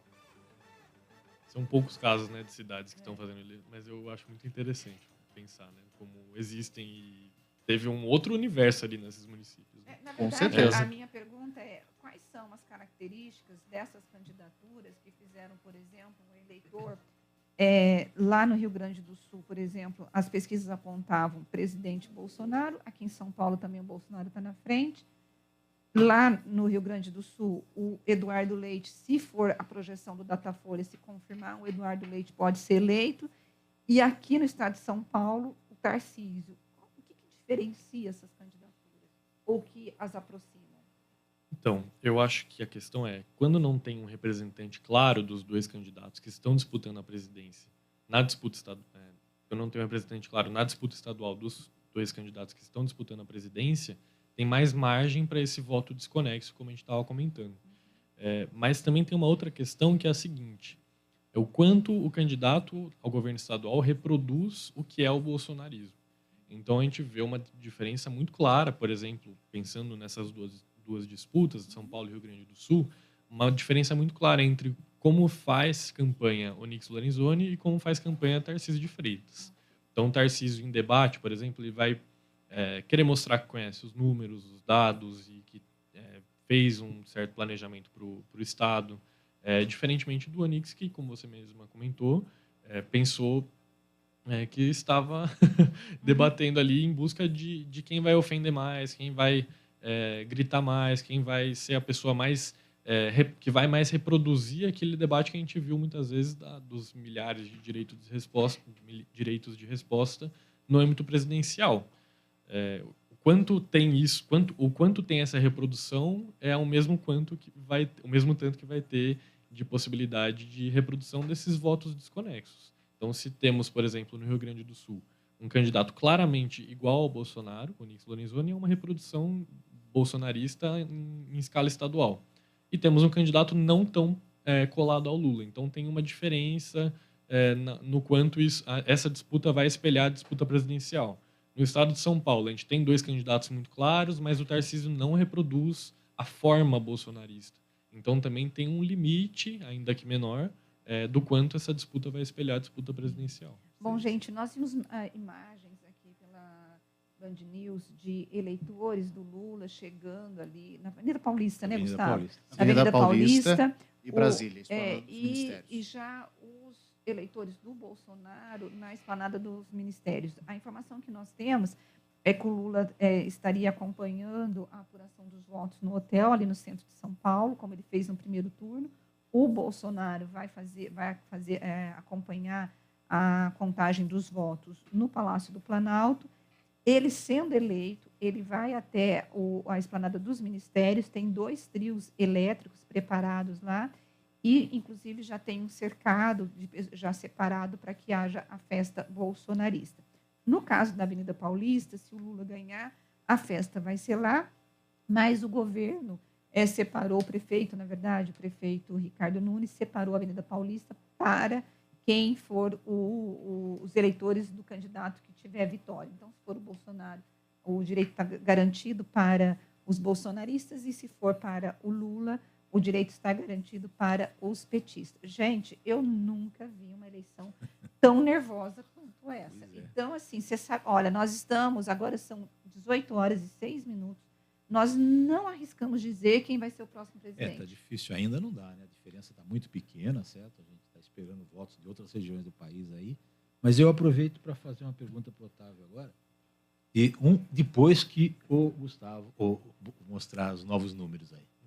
Vamos lá, então. Tem atualização importante aqui chegando. 32,41% das sessões totalizadas. Olha só, Jair Bolsonaro começa a cair. Agora tem 50,91%, enquanto que Lula aparece com 49,09%. Eu digo isso pelo seguinte, a gente começou a tratar aqui, a primeira informação que eu trouxe era o Lula com 57%.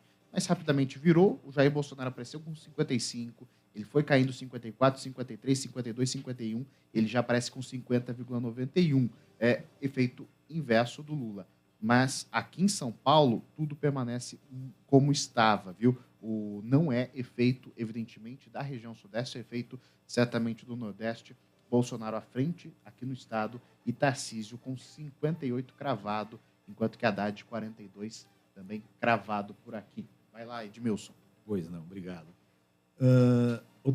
Otávio, a campanha do Bolsonaro cometeu vários erros no segundo turno, já tinha cometido alguns no primeiro, enquanto que a campanha do Lula veio lisa o tempo todo, quase que jogando parado em alguns momentos, porque ele não precisava fazer nada.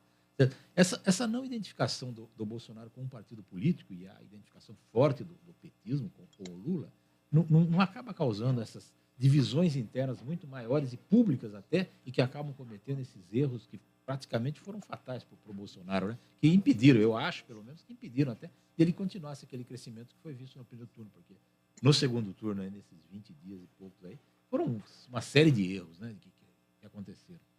Uma série de erros para lidar com a campanha do outro lado, né? Então, o Lula conseguiu o apoio de André Janones, e muito se atribui ao Janones a capacidade de neutralizar o poder bolsonarista nas redes. Não sei se a gente pode atribuir tanto poder a uma ação de uma única pessoa. Aliás, sou bem descrente com relação a isso. Acho que a campanha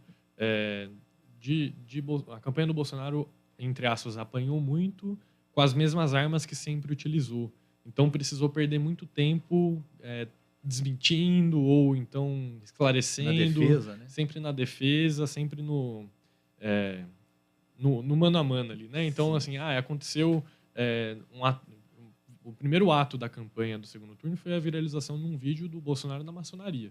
O vídeo é real, ele esteve lá, só que ele precisou construir toda uma imagem desmentindo em alguma medida de que ele era maçom, de que era a favor dos maçons. Então é muito tempo gasto com isso.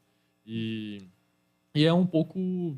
faz parte da dinâmica das eleições em redes sociais, é isso. A questão é que o lado virou, né? Agora, com relação à sua pergunta, Edmilson, eu concordo plenamente que talvez a explicação esteja aí, porque a coordenação de campanha do PT é a coordenação de campanha do PT. Então, sempre tem uma linha clara, construída, não é uma coisa super dinâmica, né? Então, as pessoas sabem que o Lula não é maçom, por exemplo, para usar esse caso, né? As pessoas sabem que o PT não é, então, por mais que você tente colocar taxar o PT de alguma coisa, o PT tem uma linha muito clara, de décadas, que vai ser muito difícil de construir uma imagem em tão pouco tempo. Não acho, por exemplo, que seja em tão pouco tempo o que tem se construído desde o início dos anos 2010 com relação ao PT, com tudo que a gente já debate ao longo desse tempo. Mas em 20 dias você não faz isso.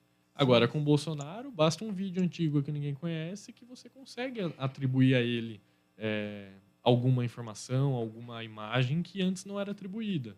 Ao mesmo tempo que a resposta vai ser muito difusa, porque tem vários coordenadores de campanha que não estavam com o Bolsonaro até recentemente, ou aderiram ao bolsonarismo somente depois que ele chegou ao poder. Então, uma campanha mais difusa, né? Por mais que a gente esteja falando aqui do quanto o Bolsonaro é central no bolsonarismo, talvez, em termos de quem coordena a campanha, seja mais descentralizada do que parece. Então, ora é o Carlos Bolsonaro, ora é o Fábio Faria, ora é o Fábio...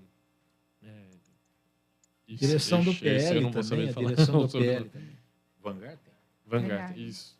Então, ora é um, ora é o outro, muito pouco se sabe quem vai ser a resposta oficial, como que vai ser a resposta oficial. Se investiu muito na questão das rádios, e aí depois o próprio Fábio Faria tirou o corpo, falou que não era bem isso, então não temos uma linha clara. Eu vou aproveitar e fazer uma pergunta também, ainda nessa pegada, porque eu estava dando ainda trazendo a questão do debate, né, da última sexta-feira na Globo, quando o Lula trouxe aquela questão meio solta, inclusive na temática, que era das pílulas abortivas, do discurso de Bolsonaro há 30 anos, o que dá para perceber?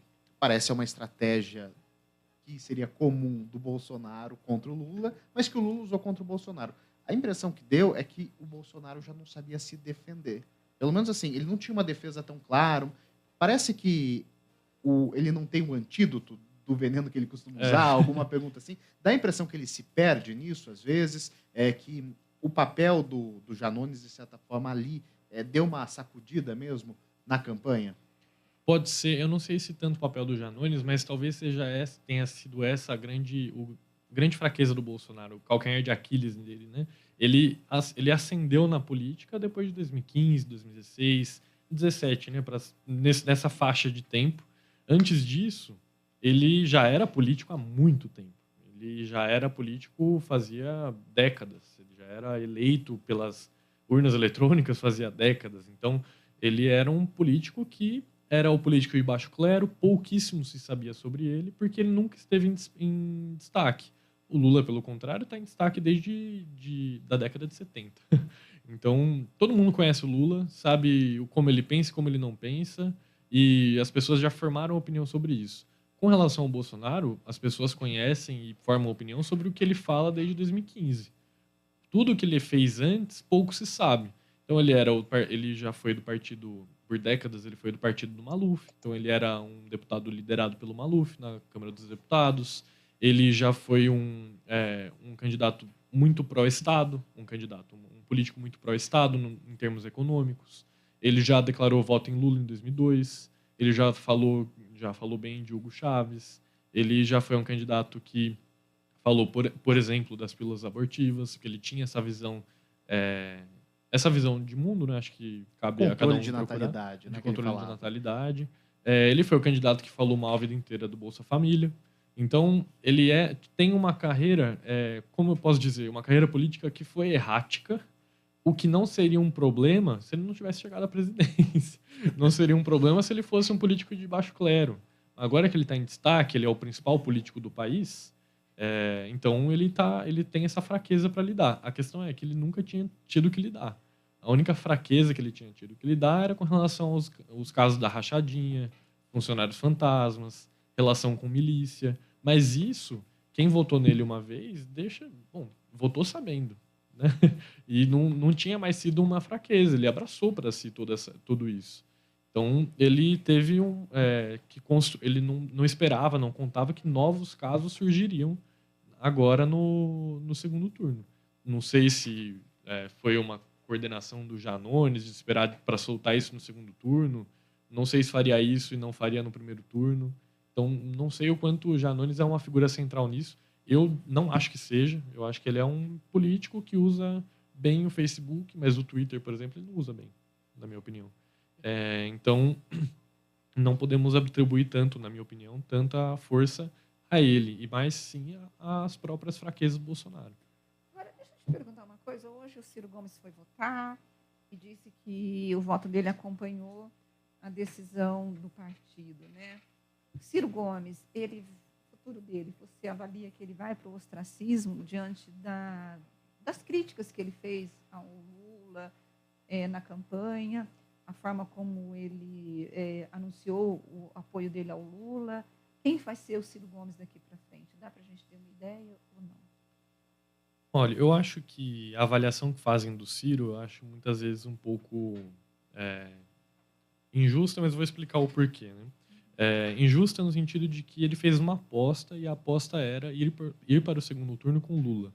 Você não vai para o segundo turno contra o Lula falando bem do Lula o tempo todo. Ele estava tentando tirar o Bolsonaro do segundo turno e ele fez essa aposta no momento em que o Bolsonaro era muito mais fraco do que ele é hoje. O Bolsonaro, no começo do ano, no ano passado, era um candidato que tinha no máximo 20 e poucos % de intenção de voto. Era o que a gente chamava de núcleo duro do bolsonarismo. E o Ciro, talvez tentando deslanchar e roubar um pouco de votos, roubar entre aspas, né? De votos do Bolsonaro, fez essa aposta de tentar ir para o segundo turno contra o Lula. Foi uma aposta errada. Muito errada. Que eu acho que, inclusive, errada em conteúdo e meio. Né? Ele apostou muito no João Santana, que infelizmente, a gente pode pensar que eu digo infelizmente porque o João Santana era um gênio do marketing, né? Era algo que, pelo bem ou pelo mal, ele era um gênio. E eu digo que infelizmente porque a gente sabe que a realidade mudou tanto que o gênio já não é mais gênio.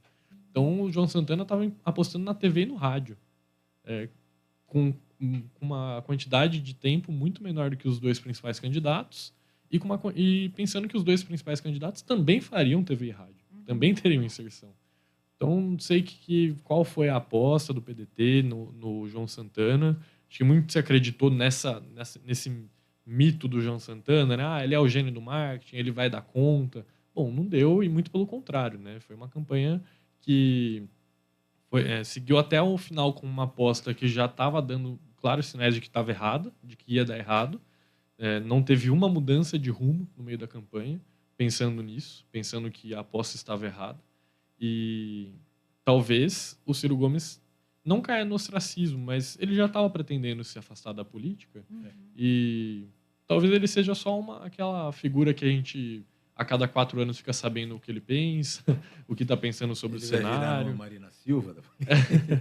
Pode ser. A Marina conseguiu, pelo menos, se eleger deputada, né? Não fazendo uma defesa, mas assim, ela conseguiu mudar o foco dela, né? Ela desistiu da presidência e falou assim, não, vou ser deputada, porque nem senadora ela conseguiria ser certamente. Então, assim, foi uma mudança que talvez Mas o Ciro seja importante, né? Daqui 2 anos Na ele verdade, se elege prefeito. Eu não sei nem se ela não conseguiria. A decisão da Marina de ser candidata a deputada foi por conta da própria rede de sustentabilidade por conta da história de De você conseguir de conseguir manter cláusula os de votos, barreira. cláusula de barreira para o partido Sim. não ter problemas com a cláusula de barreira. Então, foi assim, Faz sentido. o partido que pediu para que ela fosse candidata a deputada, por São Paulo, inclusive, porque ela não era daqui, para poder não ter esse problema de cláusula de barreira e ter o número de deputados eleitos lá em Brasília.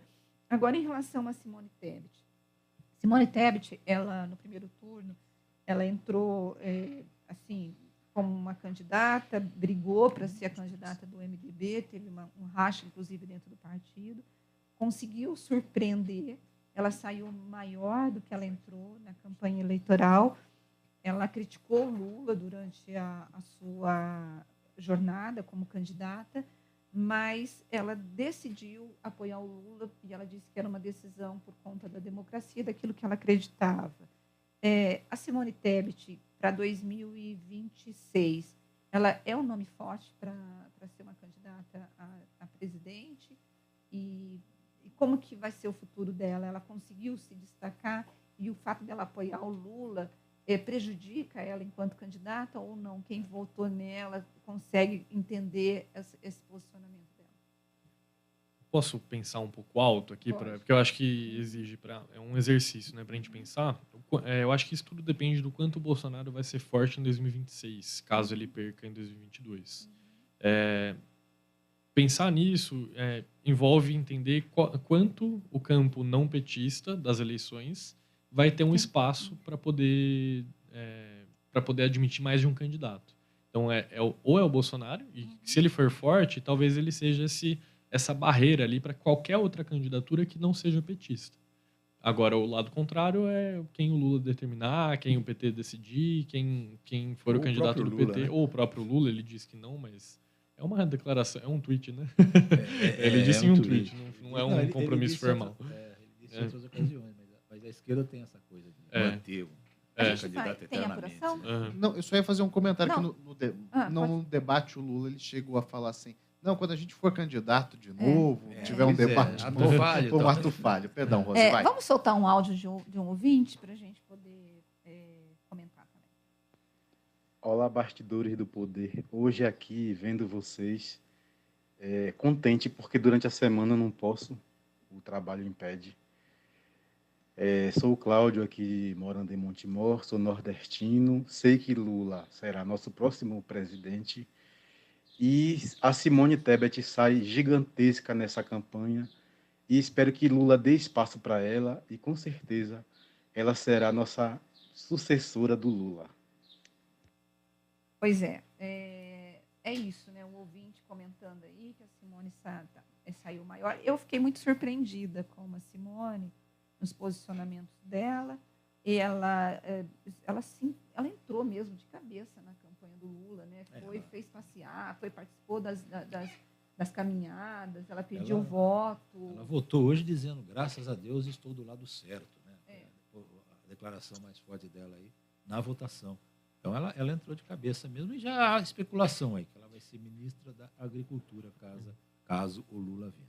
Ela foi o que eu ouvi dizer. Ela foi usada para tornar a imagem, o voto em Lula mais palatável para muita gente. Né?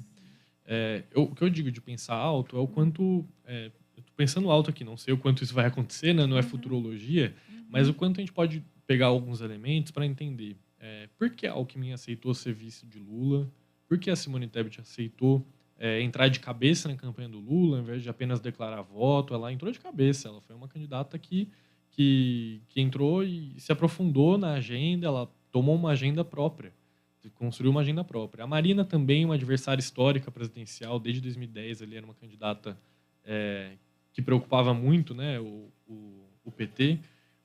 Foram candidaturas e pessoas que são adversários históricos que entraram dentro da campanha de Lula contra o Bolsonaro. Isso já é, por si só, uma vitória de Bolsonaro. E Bolsonaro consegue, dessa forma, meio que colocar todo mundo junto contra ele, e dessa forma ele reforça o argumento que ele sempre trouxe de que porque o sistema sou eu contra o sistema, sou eu contra a elite política, nós contra eles. E isso reforça sempre o discurso do Bolsonaro. Então isso já é uma vitória do Bolsonaro, ainda que ele perca hoje. Se ele perder, ele já venceu nesse sentido. Agora, a questão é, se ele continuar sendo um candidato forte nos próximos pleitos, e, como eu disse, o sistema político todo tem que se unir para enfrentar Bolsonaro, ele continua vencendo e a gente não tem mais espaço para outras candidaturas. Sempre vai ter que ter algum mecanismo ali para que o sistema político desse campo democrático amplo, né, consiga decidir quem vai ser o candidato. Mas tem um pequeno detalhe, né? Falta combinar com os russos, né, eu digo, porque falta combinar com o PT. No sentido de que o PT, dentro de todos esses partidos, é o único que consegue vencer eleições. É o único, como eu disse, que tem organização partidária, que tem enraizamento na sociedade, é o único que tem identificação partidária altíssima. Mais de 20%, quase 20% do eleitorado se identifica com o PT e vota no PT logo de saída.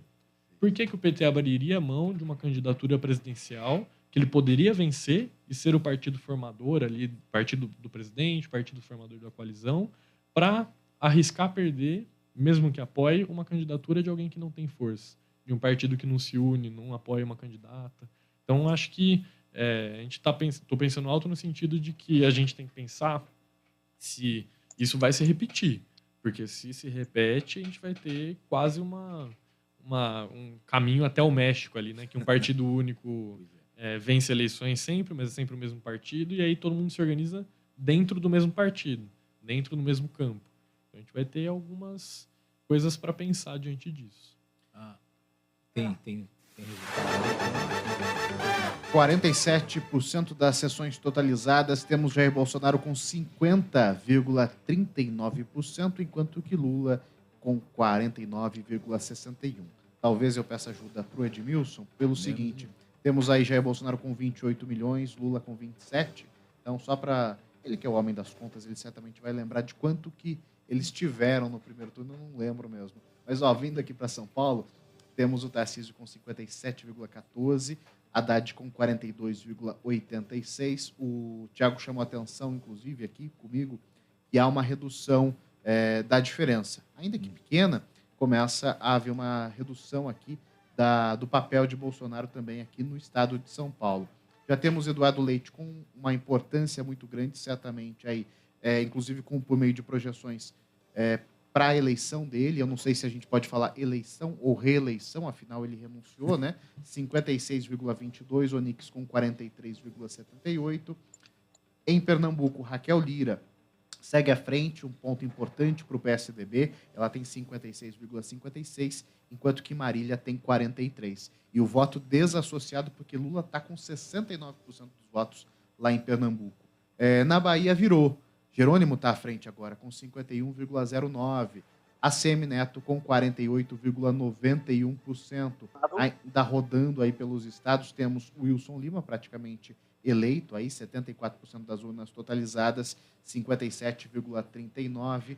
Dando um pulo também no Espírito Santo, Renato Casagrande, agora praticamente eleito mesmo, né? Temos 93% das urnas totalizadas, ele está com 53% dos votos à frente de Manato. Aliás, deixa eu só chamar a atenção, lá é o candidato do PSB, enquanto que o PL está na segunda colocação. É o oposto, porque Bolsonaro está à frente lá. O Thiago está chamando, é isso? Thiago. É que você falou da Bahia, o Datafolha já está projetando vitória de Jerônimo na Bahia. Lembrando que os institutos usam aí a apuração também, verificam de onde os votos estão vindo, a marcha da apuração para fazer essa projeção, e eles já estão projetando aí, mesmo com essa diferença pequena, Jerônimo como novo governador da Bahia. Agora esperar ver se a urna vai confirmar esse resultado. Só vou chamar a atenção para outros dois dados, Thiago, aproveitando essa conversa. Em Minas, o Bolsonaro está à frente com 50,56%, apertado, porque o Lula vem logo atrás com 49,44%. Em compensação, vale a pena chamar a atenção para Alagoas, porque Alagoas está devagar. Olha só, Renato Casagrande acaba de ser eleito governador do Espírito Santo, como a gente já estava falando aqui há pouco. Olha só, de fato, já matematicamente eleito, são 94% das urnas totalizadas, e o TSE dá ele como matematicamente eleito. Ele que é do PSB. Agora, vamos parar um pouquinho aqui, vamos tentar debater um pouquinho essa história de Minas. Eu sei que nós temos 33% das urnas apuradas, Mas 35. o 30, Em aqui Minas, 35. 35%, aqui eu estou seguindo aqui com outro dado, mas o Bolsonaro na frente. Será que o Bolsonaro virou os votos de lá, conseguiu? O governador do estado de Minas? Ainda é cedo, acho que, para falar, né? O que surpreende, na realidade, é estar com 48% já no total, né? E o Bolsonaro ainda está na frente do Lula. Isso, para mim, é uma pequena surpresa. Agora temos 50% das urnas totalizadas no Brasil e o Bolsonaro ainda à frente. Na frente. É uma surpresa, certo? Porque em outras eleições, o candidato do PT, fosse ele o Lula ou a Dilma, né, no caso, já tinha passado na frente dos tucanos na época, certo? Nessa eleição. Então, é uma pequena surpresa aí. Eu acho que os bolsonaristas estão começando a ficar animados com esses números aí. O Edmilson, só fazer uma correção, a Dilma ultrapassou a Aécio Neves com mais de 80% dos votos. Mas no fim, né? É que aquela eleição também apareceu de repente na televisão, o resultado da eleição já quase total, né? A gente não soube como é que foi o encadeamento dos votos aí, mas foi por aí mesmo que você disse. 7h30 da noite na época, né? Se eu não me engano. Foi por aí. Foi depois que acabou o horário lá no Acre, etc. E tal, fecharam lá, só que daí que nós ficamos sabendo de como estava a marcha. Mas a marcha estava acontecendo esse tempo todo e quando abriu o resultado, a Dilma estava na frente. Bom, gente, tem uma notícia aqui do presidente do TSE, Alexandre de Moraes, está reunido neste momento com os ministros do STF, o Gilmar Mendes, o Luiz Fux, Dias Toffoli e o Luiz Roberto Barroso, e com o vice-procurador eleitoral, Paulo Gonet. Também estão com Moraes o presidente do Senado, o Rodrigo Pacheco, o presidente nacional da OAB, o Beto Simonetti. A ideia de Moraes, conforme apurou o antagonista, é fazer um pronunciamento após a consolidação do resultado final, ao lado de alguns ministros e de Pacheco, para reafirmar a idoneidade do processo eleitoral. O presidente da Câmara, Arthur Lira, também foi convidado, mas não compareceu. O Arthur Lira, ele não iria participar mesmo, porque ele é muito ligado ao Bolsonaro e ele vai esperar, eu acho, inclusive, o resultado das eleições para ele começar a se movimentar só depois do resultado. Se o Bolsonaro ganhar, ok, continua a vida como está. Se o Lula ganhar, ele vai tentar negociar para poder continuar sendo cacique do Centrão, né? Bom, cacique do Centrão talvez ele possa continuar, mas o presidente da Câmara dificilmente ele vai ser. Há muitos grupos interessados e o Lira não cai muito nas graças do PT, não. Gente, estou interrompendo porque o Datafolha acaba de projetar Tarcísio de Freitas como o novo governador de São Paulo. É uma projeção, mas tem aí a projeção do Datafolha com a eleição de Tarcísio de Freitas. Temos 38% das urnas totalizadas aqui em São Paulo. Ele está à frente com 56,74%. A diferença está diminuindo, mas evidentemente é bem difícil de virar, né? Bom, eu também acho difícil e não causa surpresas, né, gente? Não. Era esperado que o Tarcísio vencesse. Depois da virada dele no primeiro turno, ele passou a ser o favorito, aí, segundo as pesquisas, certo? E a gente via que a campanha do Haddad não estava com fôlego suficiente para virar o jogo novamente. Agora, como que, Otávio, nós somos 18 horas e 31 minutos, nós estamos entrevistando o Otávio Capelano, cientista político. A gestão do Tarcísio de Freitas vai ser muito diferente da do Rodrigo Garcia ou não? Você acha que eles tinham pautas diferentes? Eu acho que sim. Eu acho que eles têm pautas diferentes, sim. Temos alguns pontos a considerar. O primeiro é que o apoio do Rodrigo Garcia ao Tarcísio teve um custo.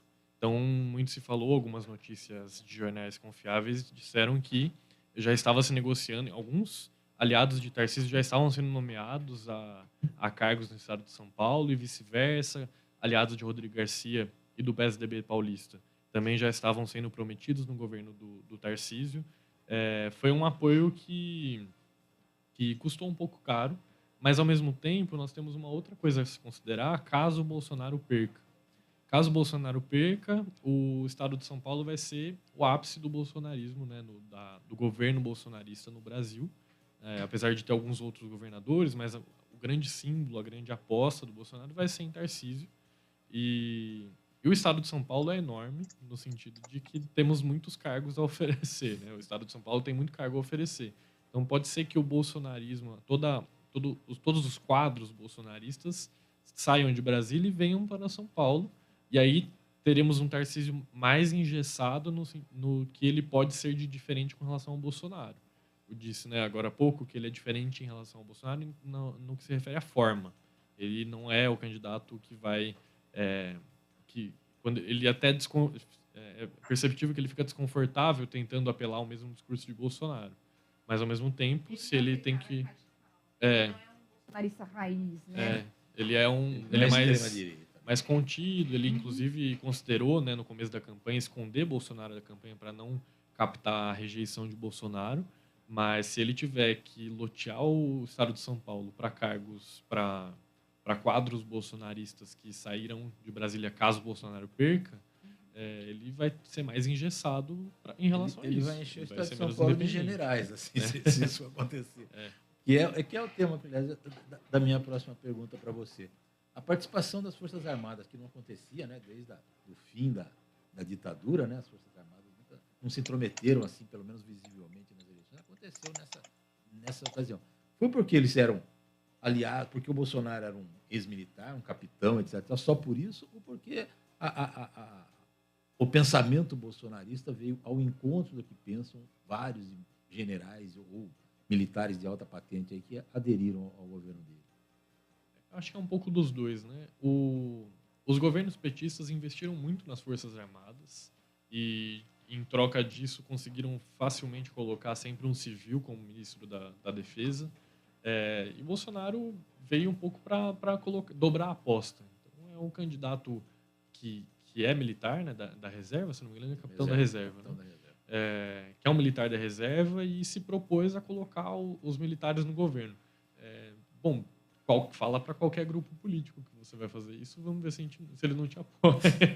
Acho que a gente pode pensar dessa forma, né? Se você chega a um grupo político e fala, olha, eu vou ganhar uma eleição e vou te dar um monte de cargo, vou te dar poder.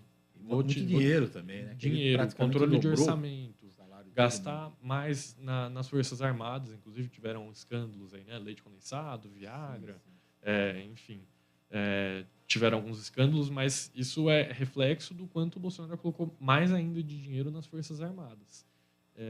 Bom, eu não sei que grupo político não aceitaria esse acordo. Sim, mas um grupo político, eu concordo. Exato. As Forças Armadas, elas se notabilizaram por se afastar da política depois da saída do poder em 85. Eu não sei se afastaram, não. Eu acho que o caso brasileiro, essa transição negociada, né, da ditadura para a democracia, colocou os militares nunca desconectados completamente da política. Sempre tiveram ali espaço, sempre tiveram voz, era sempre uma declaração ou outra. Muitos políticos que se declaram enquanto representantes das Forças Armadas. Essa ascensão aqui dos últimos anos de policiais e militares na política, capitães, generais, enfim. Nós tivemos essa entrada em massa da política, mas que ela só aumentou e não começou. Né? Ela não começou agora. Ela voltou. Diferente de outros países que tiveram uma ruptura muito clara ali com as Forças Armadas. Na Argentina, por exemplo, não se pode ouvir falar em general em militar na política. Diferente no Brasil. E, bom, talvez o Brasil seja um dos raros casos em que os militares tenham tanto poder na política quanto tem aqui. Agora, eu vou voltar ao assunto de São Paulo, que você falou assim, se o Bolsonaro perder, o governo do Tarcísio vira aí sendo o centro, né, do bolsonarismo. E se o Bolsonaro ganhar a reeleição, ele sendo reeleito e ele conseguindo fazer um dos principais estados com um candidato que não era sequer de São Paulo e que houve, inclusive, uma discussão.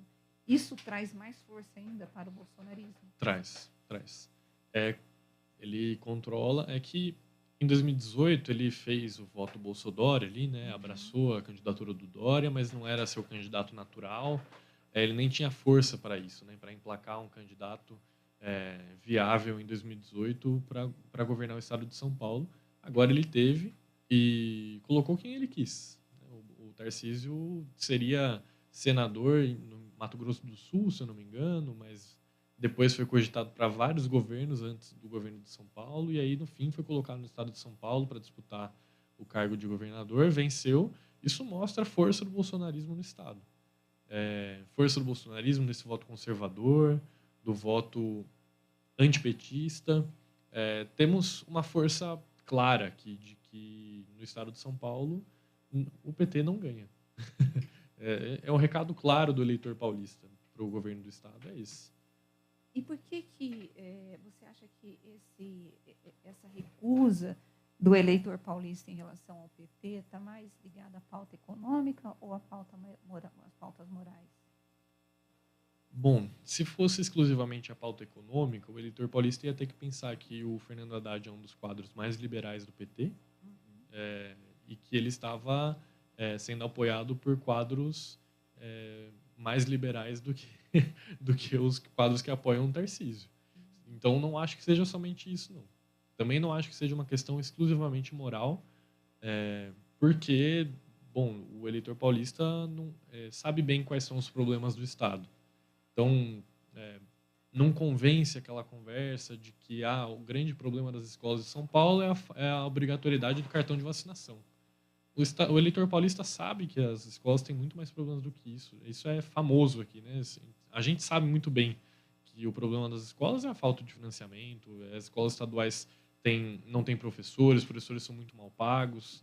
Então, acho que é um combo ali, né, de pauta moral, pauta econômica, mas também de antipetismo, de fidelidade a partidos e governos tradicionais e conservadores. Acho que, se a gente for pensar o que é o conservadorismo, é o apelo por mudanças lentas, por mudanças graduais.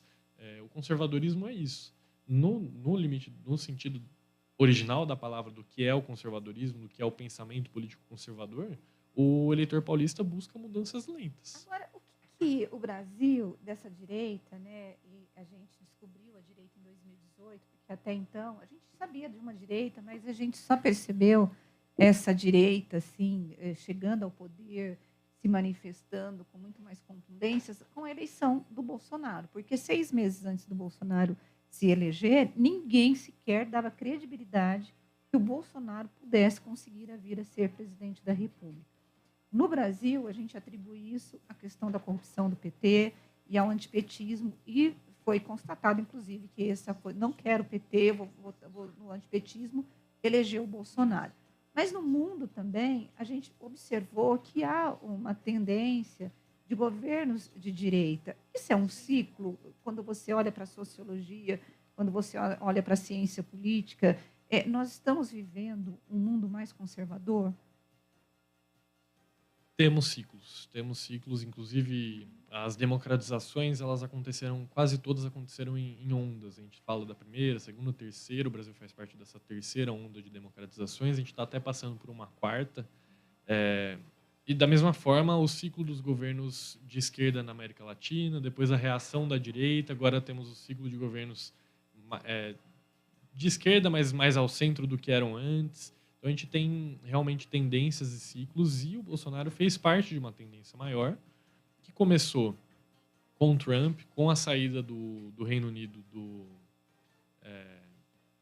da União Europeia, e de alguns outros governos. A gente pode citar o caso da Hungria, da Polônia, da própria Ucrânia, das Filipinas, países que elegeram políticos muito, muito parecidos com o Bolsonaro. Inclusive, acho que as Filipinas foram o caso máximo aí, né, da eleição do Duterte, do Rodrigo Duterte, foi o caso máximo da eleição de um candidato que propunha tudo de uma forma muito simples. Polícia na rua e atirar sem olhar, sem perguntar quem. Eu não estou inventando isso, né? O Rodrigo Duterte falava exatamente isso. Tanto que o número de mortes e assassinatos aumentou, explodiu nas Filipinas, principalmente nos centros urbanos. Então a gente teve uma onda começou ali em 2016, mas talvez tenha se encerrado ali em 18 ou 19 com a eleição do Zelensky na Ucrânia, de candidatos sendo eleitos que estavam colocando o tempo todo em xeque o que são as instituições. Então, questionar o que é eleição, o que é presidência, o que é partido, o que é o governo, por que eu tenho que obedecer regras. que eu não concordo. Então, a gente teve muito isso. Agora a gente está tendo uma reação do eleitorado, que é uma avaliação que foi feita, né? A gente pode observar dessa forma. Essas pessoas governaram. E aí o eleitor avaliou. E está reagindo. Então, em alguns casos, há uma reeleição, com mudança de regra, inclusive, como é o caso da Hungria. Eu esqueci agora, me fugiu o nome do primeiro-ministro de lá. Mas que é bem alinhado com o Bolsonaro. Existem casos em que... O Viktor Orbán. Isso, obrigado. Existem casos em que os candidatos perderam. Então, Trump perdeu, mesmo colocando a eleição em risco o tempo todo. Questionando a contagem de votos, questionando a eleição em si, questionando tudo, né? Acho que a questão é o questionar tudo, que traduz muito do que o eleitor estava colocando ali, né? Desde 2010, 2011, Jornada de Junho, Egito, uma primavera árabe, então o eleitor estava o tempo todo questionando. Vai lá, Gustavo, você tem dados, né? Olha, apertado demais. Bolsonaro com 50,01. Lula com 49,99. Uma diferença aí, olha, de 20 mil votos, mais ou menos aí. É coisa pouca mesmo. Temos aí 66% das urnas totalizadas, só para trazer mesmo esse balanço para vocês. Lembrando que Minas, estava até comentando aqui com o Gil, sobe a diferença, desce a diferença. Sobe a diferença, desce a diferença. Então, temos aí essa gangorra, por enquanto, ainda uma dificuldade para... enfim, por enquanto temos uma virada. Virou, Gil? Lula acaba de virar. Minas? O ex-presidente Lula acaba de virar, assume a liderança com 50,01%. 50,01%. Jair Bolsonaro com 49,99%. Acaba de atualizar com 67% das urnas totalizadas. Rose. Olha, eu acho que... São 9 mil votos de diferença. Gente, eu acho nunca vi isso que... acontecer. Acho que nunca aconteceu. Não, eu acho que até a finalização das urnas, dizendo 100% das urnas apuradas, nós vamos olhar e nós vamos dizer assim, podemos dizer que quem ganhou foi tal, fulano de tal, porque eu acho tá que muito vai começar cima, a chegar né? mais votos do Nordeste agora, vão começar a chegar mais votos do Nordeste. Provavelmente essa diferença aumente um pouco. Essa é a probabilidade, mas não é certeza, não. Eu estava apostando... Alagoas, Maranhão são os estados que estão a maior dificuldade ainda para totalizar. Eu estava imaginando que se for projetado as pesquisas eleitorais e a gente conseguir, eu imaginava que o Lula poderia ganhar com 1,5 milhão de votos na frente. De acordo com as pesquisas, gente, para os ouvintes prestar atenção no que eu estou falando. Eu estou me projetando nas pesquisas. Mas, Thiago, manda aí. Eu estou falando das campanhas e aí eu queria atualizar. A campanha do PT passou o seguinte: São Paulo vai ser decisiva se a margem não for grande. Porque eles acreditam, eles colocaram agora, estou recebendo informações agora, que eles viraram um pouco antes do que no primeiro turno. Então, se manter essa diferença em São Paulo, eles acreditam que o ex-presidente Lula leva. Já a campanha de Bolsonaro diz que não está nada decidido, que Bolsonaro ainda vai conseguir abrir em São Paulo. Por que São Paulo, gente? Porque São Paulo tem o maior volume de votos. Vocês estão vendo uma gritaria aqui, gente? Porque tá o pessoal aqui na sacada brigando. Pra vocês terem uma noção. Não estamos ouvindo, não. Gente comemorando, gente brigando aqui. Então, desculpa aí a barulhada. Então, a campanha de Bolsonaro acredita que ele consegue crescer ainda em São Paulo. Quanto a Minas, eu perguntei para a campanha do PT, mas vocês estão perdendo em Minas. Aí a resposta do deputado petista para mim falou: olha, o Getúlio Vargas venceu a eleição sem ganhar Minas. O importante é manter São Paulo agora e não deixar a diferença de Minas. Mas pelas pesquisas, Thiago, pelas pesquisas, o Bolsonaro tinha uma diferença bem grande em relação ao Lula, né? Você acha que o Lula consegue reduzir essa pesquisa, essa intenção de votos em São Paulo? Então, nesse momento, a gente tem uma diferença entre os dois em São Paulo, a gente tem 62% das urnas apuradas, de pouco mais de 11%. A diferença está caindo, né, Thiago? Está caindo. E porque isso depende de onde os votos estão vindo. A expectativa da campanha de Bolsonaro é que essa diferença fosse de pelo menos 15 pontos, para conseguir tirar aquela diferença do Nordeste. Entendi. Então, porque no Nordeste a diferença é de 12 milhões de votos. Então, ele precisaria tirar essa diferença. Vem conseguindo uma vitória... Gente, deixa eu parar. Lula acabou de virar com 71,09% das urnas totalizadas. O presidente Lula tem 50,07% das intenções de voto e o Jair Bolsonaro 49,93% de votos. Então, ele vira agora às 18h48 com 71,09% das urnas totalizadas. Ele tinha virado às 18h45. Ah, já tinha? Você já tinha falado? Sim, eu falei Nossa, isso. eu vi agora. Ah, louca. Mas não tem problema, não tem A problema. louca. Deixa eu só falar uma coisinha. Gustavo, dá um desconto para a Rose, porque é muito tempo de cobertura eleitoral, a gente já está meio tantando Lógico, já. lógico. Não, deixa eu só falar Tá uma doida, coisinha. né? Lá em Minas, em compensação, a diferença do Bolsonaro está aumentando e para cima, né, o Bolsonaro na frente. Mas eu achei muito engraçado essa teoria aí que o Thiago trouxe de uma das campanhas, que o Getúlio Vargas não ganhou em Minas. Então a gente está indo lá para Getúlio Vargas. Tão tenso que está essa eleição. 1954. Tá Exatamente. O telefone Recorrer a isso é que não era tá de tudo bem, o telefone não, era né, de pra manivela. Exato. Normal não tá, gente. Bom, gente, dá para a gente fazer um intervalo ou não? Vamos fazer. Vamos embora, vamos para o intervalo e a gente vai dar uma descansadinha. A gente volta daqui a pouquinho. Gente, Na Rádio Bandeirantes, eleições 2022. Foco em você. É você que nos faz produzir o melhor conteúdo todos os dias. Você, nossa audiência qualificada. Nossa relação com você vem de longe. Ano a ano, a Rádio Bandeirantes é parte da vida de milhares de ouvintes. Várias gerações que escolheram encontrar a informação aqui e continuam decididas. Mais que um hábito de pai para filho, uma história de confiança baseada em valores solidários. É o que somos. Rádio da Família. Valorizamos o direito, o cuidado, a diversidade.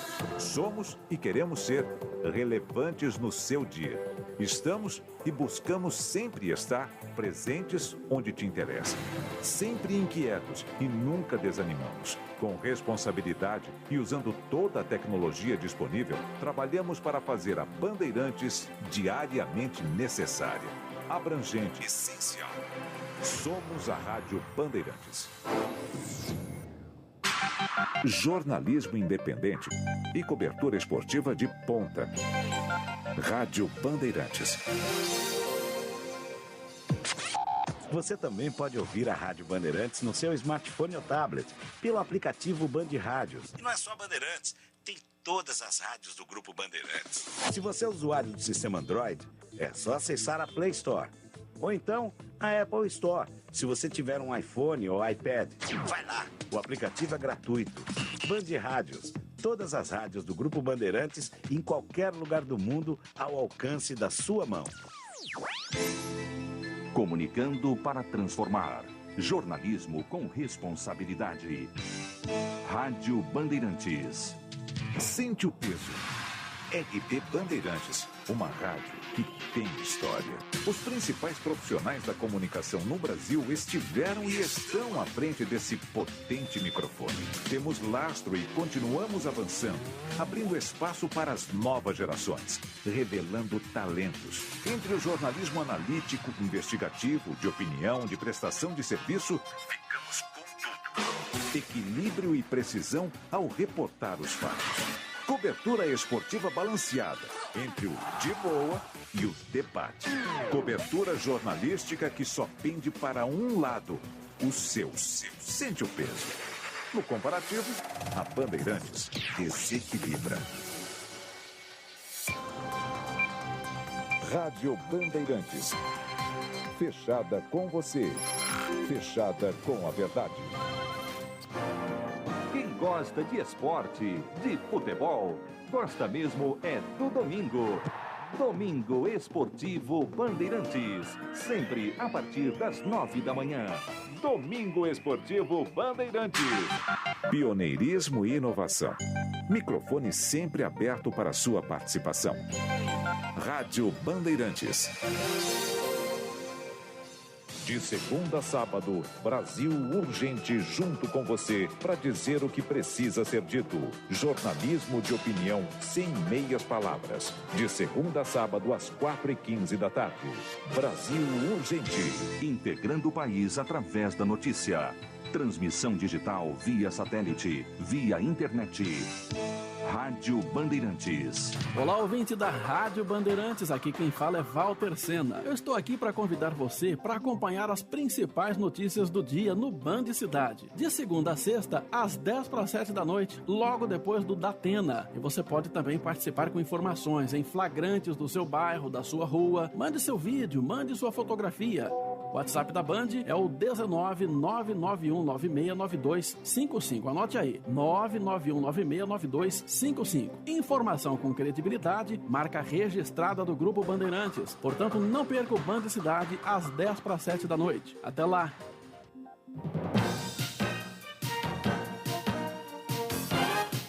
Na Rádio Bandeirantes, eleições 2022.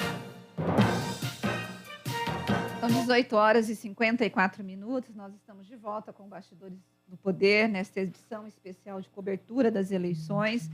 E eu vou direto para o Gustavo Gimenez para ele poder atualizar a apuração de votos.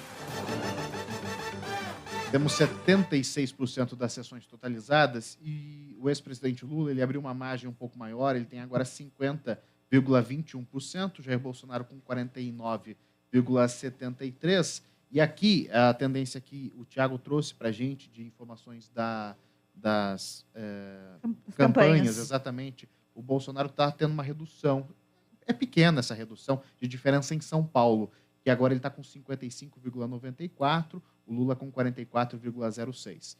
Digo isso porque foi a informação que o Thiago passou há pouco, que São Paulo pode vir a ser decisivo. Dá uma olhadinha em Minas. Em Minas, o Bolsonaro está com 50,57%, 49,43%, destacando os dois estados aí que temos, portanto, uma vantagem. Wilson Lima acaba de ser reeleito aí governador do Amazonas, como a gente tinha falado há pouco também, de uma projeção do Datafolha, e está aí já devidamente e matematicamente eleito. Chama a atenção que o Bolsonaro ganha, a princípio, no Amazonas também. A eleição de Wilson Lima estava dentro da previsão das pesquisas. Exatamente. Também. As pesquisas estão acertando, pelo jeito, né? Elas aprenderam um pouco no primeiro turno, né? Agora elas tomaram mais cuidado, diminuíram as diferenças aí, e acho que colocaram, né, nas ponderações dela a possibilidade da abstenção, do voto nulo, com mais peso, né? Eu não sei o que foi feito, mas me parece que elas estão acertando bem mais nesse segundo turno. Bom, quem está conosco hoje aqui, trabalhando de graça para a Bandeirantes, é o cientista político, Otávio Catelando.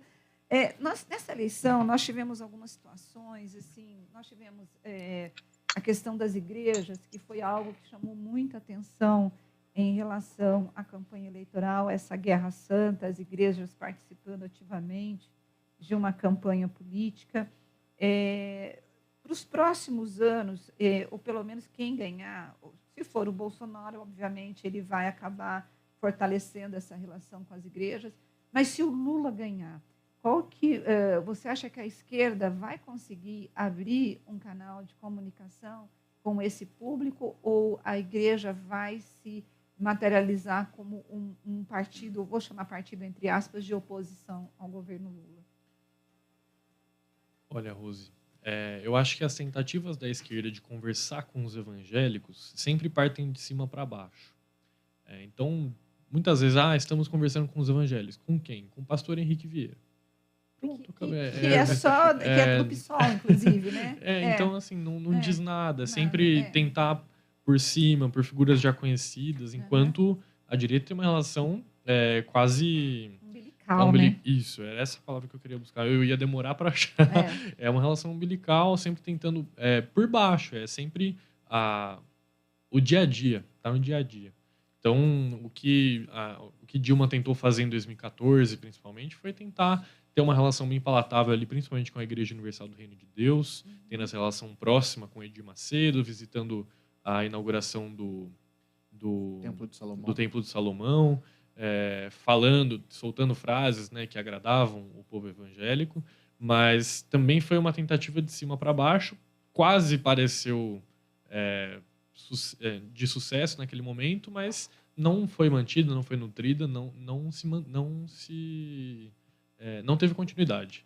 Então, a tentativa da esquerda de cima para baixo sempre vai ser fracassada, porque é óbvio, pelo contrário, a direita tem uma relação mais umbilical, mais Estou tentando evitar essa palavra, mas já usei algumas vezes aqui hoje, né? Uma relação mais natural, entre aspas, com os evangélicos.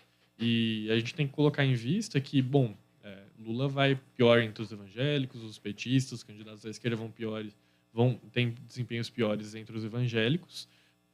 Isso, por enquanto, não é um problema para a esquerda, porque os evangélicos são minoria. Mas em alguns anos, a projeção do IBGE é que eles se tornam a maioria da sociedade brasileira. Então, talvez seja um problema de ordem maior aí para o campo progressista pensar. E vai ter que pensar e tentar conversar com esse eleitor, né? Eu ainda acho que as pautas, não sei se o Edmilson e o Gustavo e o Thiago que estão aqui comigo concordam, eu acho que o que pega para a igreja são as pautas morais. Mas eu acho que dá para abrir um diálogo com as igrejas no sentido de você criar políticas públicas de combate à fome e de outras questões que possam diminuir esse distanciamento em relação à igreja. Agora, uma coisa que causou muito medo entre os evangélicos foi a informação de que o Lula fecharia igreja, né? Que é uma coisa assim, beira a ignorância, eu acho que beira, mas usou-se muito porque alguns políticos de esquerda aqui na América Latina realmente está tendo uma perseguição em relação aos padres, e aí achou-se que isso pudesse se repetir aqui no Brasil, e isso causou uma histeria mesmo dentro desse segmento. De qualquer forma, vai ser um público que os políticos vão ter que abrir um diálogo, não vai ter jeito, né? Eu só acrescentaria o seguinte... acrescentado disso, que estão perseguindo padres com apoio de líderes evangélicos. Então não é uma perseguição a cristãos, né? Perseguição a cristãos católicos, né? Eu acrescentaria o seguinte nessa análise da Rose aí, nessa pergunta também dela, que essa participação cada vez maior de um público ligado a uma religião, por exemplo. Né? A gente teve já, a Igreja Católica já participou muito do governo brasileiro, mas sempre de uma maneira discreta. Mas agora os evangélicos, eles se constituem uma força política mesmo. Tem um partido, tem a bancada da Bíblia no Congresso. Isso não pode levar o Brasil a retroceder nessas pauta de costumes principalmente, e colocar o Brasil na contramão do mundo mais civilizado, aí, que está avançando bastante nessa questão de gênero, na questão do respeito pelo ser humano como um todo, sabe, sem fazer cortes aí nesse respeito, certo? Então, não há esse perigo de acontecer isso, da gente ficar um país assim bem atrasado com relação aos costumes que estão acontecendo no mundo inteiro aí? Isso já aconteceu. O Brasil, no começo do governo Bolsonaro, começou a votar repetidamente na ONU junto com países fundamentalistas religiosos. A Arábia Saudita e outros países do mesmo segmento estavam tendo voto acompanhado pelo Brasil. Sim. Em pautas de direito de reprodução, direitos sexuais. Então, o Brasil fez uma virada de jogo ali conforme o Bolsonaro chegou no poder. E, bom, é o que eu digo sempre, não estou inventando isso. Isso é um dado, sim, isso é uma informação. Eu não vejo... Assim, Edmilson, eu acho que se os evangélicos tiverem mais... Para pegar uma frase que a Rose trouxe agora há pouco, né? Os políticos vão ter que abrir um canal de diálogo com os evangélicos. Os evangélicos vão ter mais espaço dentro do que a gente chama de política, talvez de uma forma mais ampla. Assim. Eu acho que faz parte da democracia. É um grupo que está se tornando maioria e se constitui a partir dessa identidade para influenciar na política e trazer o resultado da política mais próximo do que se pensa. Agora, a questão é o quanto isso está sendo utilizado de uma forma, eu queria dizer... republicana? Subvertendo, né, o sentido inicial. Para não usar a palavra, eu ia usar a palavra subvertendo o sentido inicial. Assim, independentemente do resultado, eu acho que essa eleição ela trouxe algumas questões que eu acho que o Tribunal Superior Eleitoral vai ter que se colocar, vai ter que botar atenção. Por exemplo, é proibido você pedir votos em igrejas, e isso correu solto. Uma outra coisa, o assédio eleitoral. Nós tivemos assédio eleitoral como nunca visto antes nesse Brasil, de empresários obrigando os funcionários a usarem camisetas e pedindo voto, e com multas pesadas. O Gustavo está desesperado, você quer dar dados, né? Então vamos lá, Gustavo. Quero trazer para vocês o seguinte: temos Jorginho Melo eleito em Santa Catarina, ele que é do PL, uma votação muito expressiva, 70,79%, enquanto que Eduardo Leite também eleito ou reeleito. Eu, sinceramente, tenho dúvidas quanto ao tema, não sei se ele vai poder... É reeleito. Ele renunciou. Eu acho que é eleito, porque ele renunciou. Então, ele vai poder... Eleito. Hã?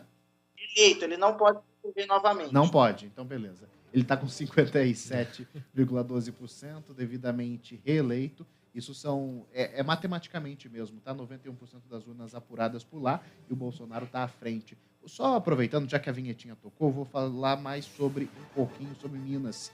Minas, a diferença entre Bolsonaro e Lula está diminuindo, ainda que pouca. Por que eu digo isso? Porque há pouco eu comentei aqui que aumentava a diferença, diminuía a diferença. Aumentava, diminuía. Agora está uma queda constante, pelo menos, é o que a gente está percebendo aqui. E o ex-presidente Lula à frente com 50,43%, 85,98% das urnas apuradas. Obrigado, Rose, perdão por interromper. Bom, então eu estava comentando que nós tivemos a questão das igrejas fazendo campanha ostensiva em favor do candidato do Bolsonaro. Nós tivemos o assédio eleitoral, que foi ostensivo também, nunca visto antes nas eleições, de empresários assediando os seus funcionários. Como evitar isso numa próxima eleição? Porque, para mim, Edmilson, Gustavo e Thiago, para mim isso beirou ao abuso e ao constrangimento. E a Justiça Eleitoral ela não conseguiu coibir. Eu concordo com você. É proibido. É proibido. E se faz a rodo por todo o país. Não tem como dizer assim, é preciso criar uma lei para que isso seja coibido. A lei já está aí, já existe, já é proibido. Então, eu sinceramente, assim, todas as leis, elas são criadas e elas só passam a existir depois que são executadas. Elas precisam do que se chama, né, na teoria de enforcement, né, pessoas acreditando na lei, na legitimidade da lei. Então, é preciso muita campanha de conscientização para mostrar a importância disso. Mas, por exemplo, o que talvez dê a impressão é que o próprio judiciário, e aí eu digo do TSE, por exemplo, que está aí na berlinda, né, porque com muitas críticas, talvez tenha um certo receio de atuar nesses pontos. E eu digo isso porque, assim, Bolsonaro ele tem uma pontuação expressiva, assim como Lula. É uma disputa que, se for por um lado ou se for por outro, a decisão do TSE vai ter muita crítica, vai entrar ali numa dificuldade muito grande. Até foi uma discussão essa semana, se não me engano, aqui, né, Rose, no Bastidores, pelo que eu ouvi rapidamente, de quanto que a justiça está na berlinda, a justiça está sendo está numa vitrine, né, que o pessoal assiste, etc. Então, o senhor acha que isso é um ponto também que pega na decisão da justiça? Sim, a justiça nunca precisou se preocupar tanto no país com a sua própria imagem. É um poder que não é eleito, não precisa buscar reeleição e ainda assim está precisando buscar melhorar a sua imagem, ser palatável ali, né, para todos os campos, agir da forma mais isenta possível, na medida do que é possível agir de forma isenta, no sentido, não digo que a ação não é isenção, mas uma coisa é você estar o tempo todo punindo somente um dos dois lados. Por mais que isso possa ser real, por mais que um dos dois lados realmente cometa mais crimes eleitorais, a imagem que se passa é que a justiça é parcial, ainda que não seja. Então, a gente tem hoje, de novo, é o que eu disse há pouco, né? O Bolsonaro já venceu nesse sentido. Ele venceu mais uma vez. Ele colocou o STF, o TSE, o Alexandre de Moraes como os seus grandes inimigos, que faz parte desse grande discurso de que, olha, eu não consegui governar da forma que eu queria por causa deles. Ignorando o fato de que todos os outros presidentes também tiveram que enfrentar o TSE e o STF em outros momentos. Mas ele foi o primeiro que trouxe isso para o centro do jogo. Nunca o STF foi tão citado e tão colocado como inimigo da nação, assim, né? Em todos os lugares, em todas as redes, em todos os discursos. Nunca se xingou tanto ministros do Supremo Tribunal Federal. Pelo contrário, antes esse mesmo eleitorado via Gilmar Mendes como um herói. De qualquer jeito, gente, eu acho que, sendo bom ou sendo ruim, o brasileiro sabe hoje quem são os ministros do Supremo Tribunal Federal. Sim. Se você perguntar, só quem conhece de futebol sabe quem são os escalados para a seleção brasileira. Sim. Isso foi bom, não foi? Porque você sabe exatamente quem... Eu nunca imaginei que o brasileiro tivesse na ponta da língua, sabendo quem era um Lewandowski, quem era um Gilmar Mendes, quem era um Alexandre de Moraes. Mas, por outro lado, Rose, não é ruim a gente saber quem é e saber como vota? Eu acho ruim, sim. Eu acho muito ruim essa exposição, sabe, esse quase ativismo judicial que a gente encontra no Brasil. Juízes de Suprema Corte têm que agir de acordo com o que manda a Constituição. E lá dentro da Suprema Corte tem 11 constituições ali. Mas assim, São 11 cada um pensa de um jeito completamente polêmico, diferente. Né? É ruim, muito ruim para o Brasil. Eu sou contra o ativismo judicial, eu concordo, mas eu acho que, de qualquer forma, o brasileiro está prestando atenção. Se você pega, por exemplo, o Lewandowski e o Toffoli, eles nunca votaram contra o PT em nada. E o novo lá, os dois novos que o Bolsonaro nomeou, nunca votaram contra o Bolsonaro. E eles vão ser assim a vida toda. Não sei até quando. Talvez ano que vem eles mudem um pouco, certo? Mas é isso que está acontecendo. A gente já sabe que o Toffoli e o Lewandowski vão votar a favor do Lula e do PT, certo? E de muitos outros corruptos que tem por aí, inclusive o Gilmar Mendes. A gente está vendo isso, certo? Existem times dentro do STF hoje que, infelizmente, estão prejudicando muito o Brasil. Olha, eu diria, rapidamente, antes de trazer a informação, que Rosa Weber ali é um bom exemplo. Porque, assim, eu acho que ela é uma discreta ao ponto de que a gente não sabe como ela vota. Mas devia ser todo mundo assim. Não, então, eu acho que ela é o bom exemplo dali, na minha visão também, trazendo ainda essa discussão, mas aproveitando que Vinheta tocou, Raquel Lira é eleita, então, governadora de Pernambuco. Gustavo, pesquisas também. Diga. Informação que acaba de sair, a Datafolha projeta a eleição de Luiz Inácio Lula da Silva. Uma projeção ainda, mas o Datafolha já projeta a vitória do ex-presidente. É isso aí. Então, Datafolha dando certa uma possível eleição de Lula. A Raquel Lira ganha? Ela bateu quem? Raquel Lira, ela bate a Marília Reis, né? Marília Reis, que era apoiada pelo Lula, né? Apoiada pelo Lula no segundo turno, mas no primeiro não. Teve todo aquele impasse, né? Que o Lula estava ao lado do candidato do PSB, que foi muito mal, inclusive. Enfim, e a Marília Reis da família Reis, enfim.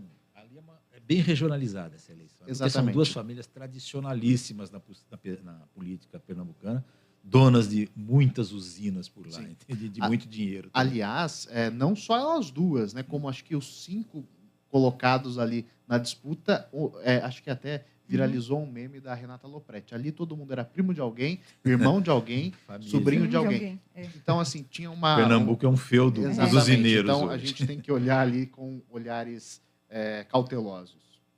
Tem mais alguma... A princípio de eleição nenhuma. Eu posso atualizar o Brasil aqui, 89%, temos 90%, né?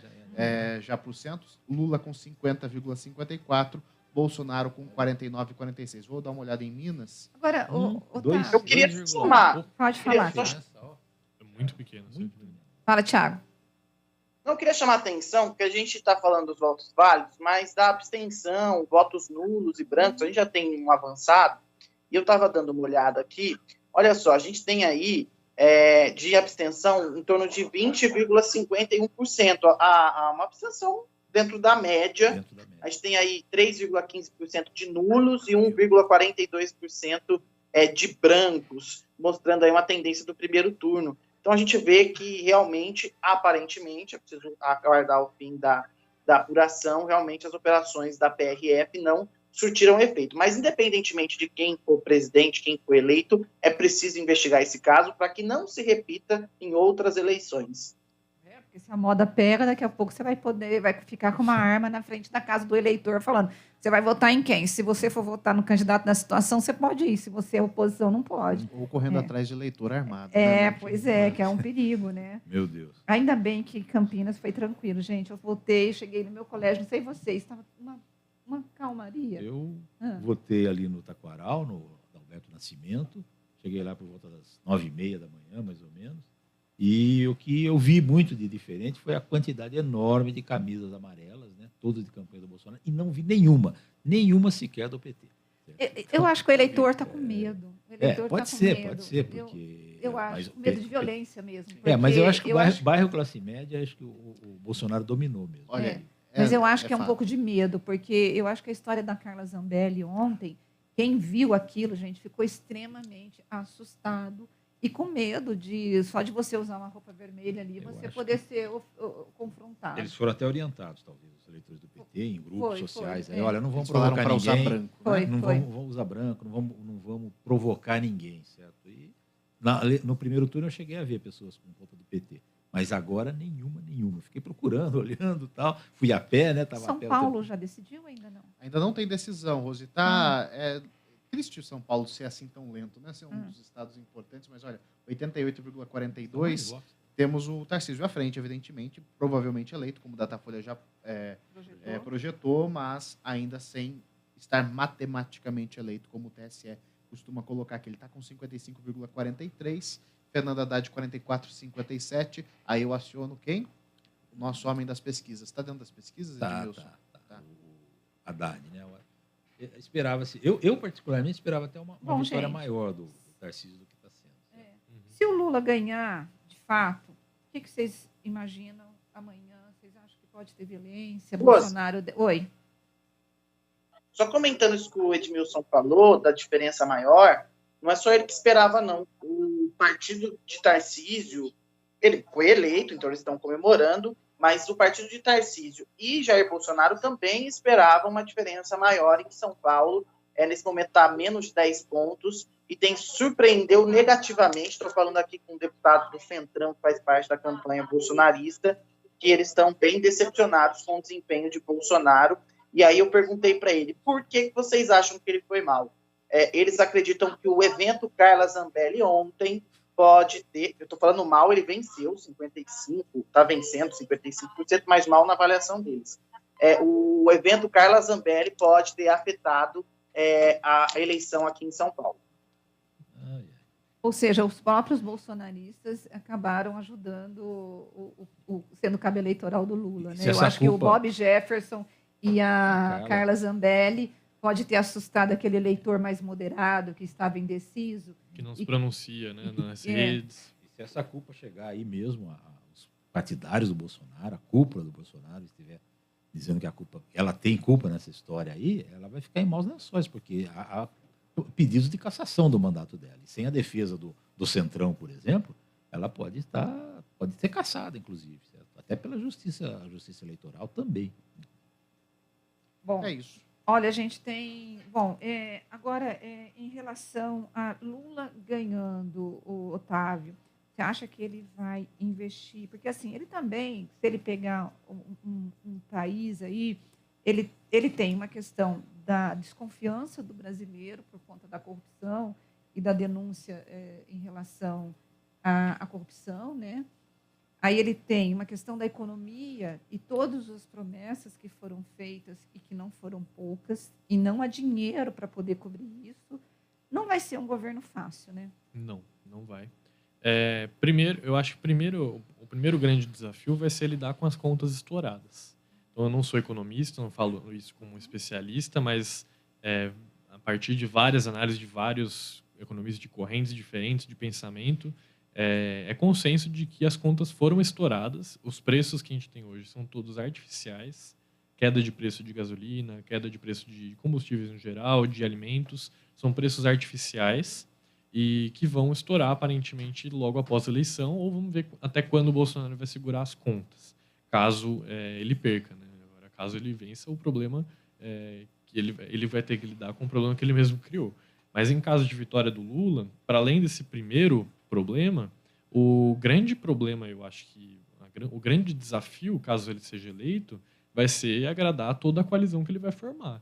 Ele tem na mesma coalizão Guilherme Boulos e Henrique Meirelles, o PSOL e o PSB, o novo PSB de Geraldo Alckmin, tentando ainda aproximar partidos como União Brasil, tentando aproximar alguns setores, inclusive do próprio PSDB, setores do MDB, setores do PP e do PL que estão com o Bolsonaro, já há diálogo. E a própria Simone Tebet, no dia do debate, quando o Lula falou que a Dilma tinha sido vítima do golpismo do Michel Temer, no dia seguinte a Simone Tebet disse que essa era uma DR que o PT e o MDB vão ter que resolver em relação se houve ou não golpe, né? Agora, mas você acha que, primeiro, qual seria o papel do Alckmin nesse possível governo? A gente só vai saber se ele ganhou mesmo quando tiver 100% das urnas fechadas no governo do Lula. Eu acho que o Alckmin até aqui teve um papel mais eleitoral do que um papel pensado para o governo. Eleitoral no sentido de tornar a campanha palatável para o mercado, para setores da política. Então, a gente tem que lembrar que em 2018 o candidato do sistema político foi Geraldo Alckmin. O candidato do Temer, né, entre muitas aspas, que no MDB teve o Meirelles como candidato, mas o candidato do Temer foi o Alckmin, foi o candidato dos partidos tradicionais, aquela mesma história que eu estava falando agora há pouco dos partidos que gravitam em torno do poder, são os partidos que estavam com o Geraldo Alckmin. Então, ele é um candidato que foi o candidato a vice que tornou o Lula mais aceitável do que ele já é dentro do sistema político para receber apoio e mais aceitável do que ele já é dentro da elite financeira para receber apoios também. Agora, o papel dele no governo podem ser muitos. Muito se fala que ele pode ser, inclusive, o ministro da Economia, porque, aparentemente, segundo algumas notícias, o Lula quer alguma figura de negociação ali, não uma figura que só dita, né, que é uma figura que seja de negociação, porque este vai ser um governo de negociação. E o Alckmin, aparentemente, ele vai cumprir, ele pode ser que no governo ele cumpra o mesmo papel que ele teve na campanha, que é de construir pontes. Então, o tempo todo, ele por baixo dos panos, ali, fora dos holofotes, mas construindo pontes o tempo todo com o restante do sistema político. Ele pode ser, inclusive, muito se falou lá no comecinho da campanha, que o Alckmin seja o presidente interno e o Lula seja o presidente externo.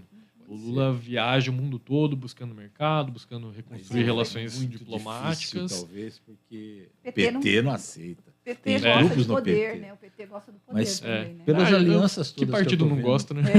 Pelas alianças todas que eu estou vendo que o Lula já fez e vai ser obrigado a fazer mais uma, mas eu estou prevendo assim que ele vai ter uns 85 ministérios, mais ou menos, no governo. Porque não vai dar, não vai caber todo mundo assim no modelo que está aí hoje. Então, e será que vai ser o mesmo Centrão? modelo? Pode falar, Thiago. Tem o Centrão aqui, o Centrão já está se movimentando, tá? Para vocês saberem, tem um deputado aqui, ele não é do núcleo duro da campanha do Bolsonaro, ele falou, eu perguntei para ele como é que está a movimentação aí, ele falou, agora vamos definir quem serão as novas lideranças do Centrão, provavelmente aqueles que estão mais próximos ao PT devem ser os novos líderes do Centrão. Vamos fazer uma análise aqui. Lula presidente, o Edmilson já disse que o Roberto Lira impossível, dificilmente ele vai ser candidato, ser reeleito presidente. Arthur Lira. Quem vocês acham que assume esse papel de articulador na campanha, na Câmara? Porque o Lula não vai ter dificuldade de montar uma base, gente.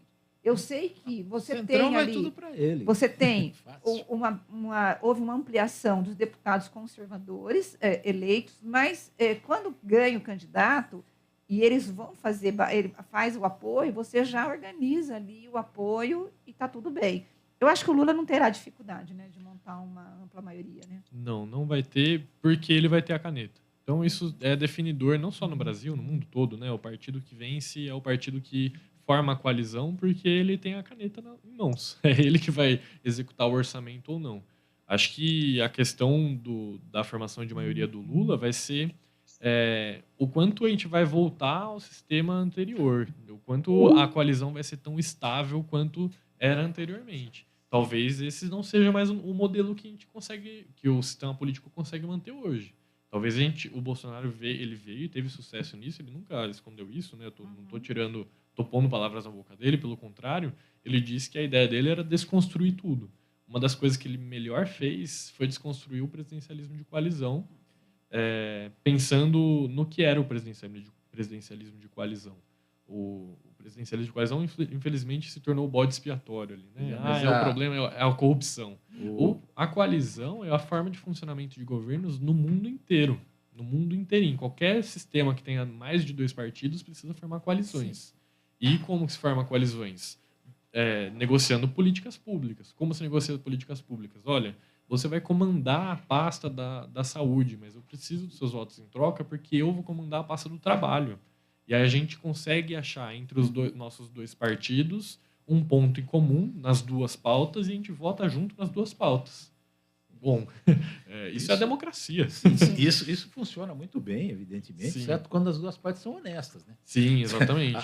Esse fator honestidade que no Brasil a Exatamente. gente vê como é que funciona, a negociação aqui se dá em torno de outras coisas do que de políticas públicas, por exemplo, certo? Necessárias ao país. Se dá em torno de dinheiro mesmo, de quanto que eu vou faturar com aquele ministério ou com aquele outro. Certo? Exatamente. E Quantas tanto obras que vou ter, né? a corrupção tradicional que existia aí das estatais, darem dinheiro, dos ministérios, ela praticamente ficou meio de fora depois do escândalo do Petrolão, né?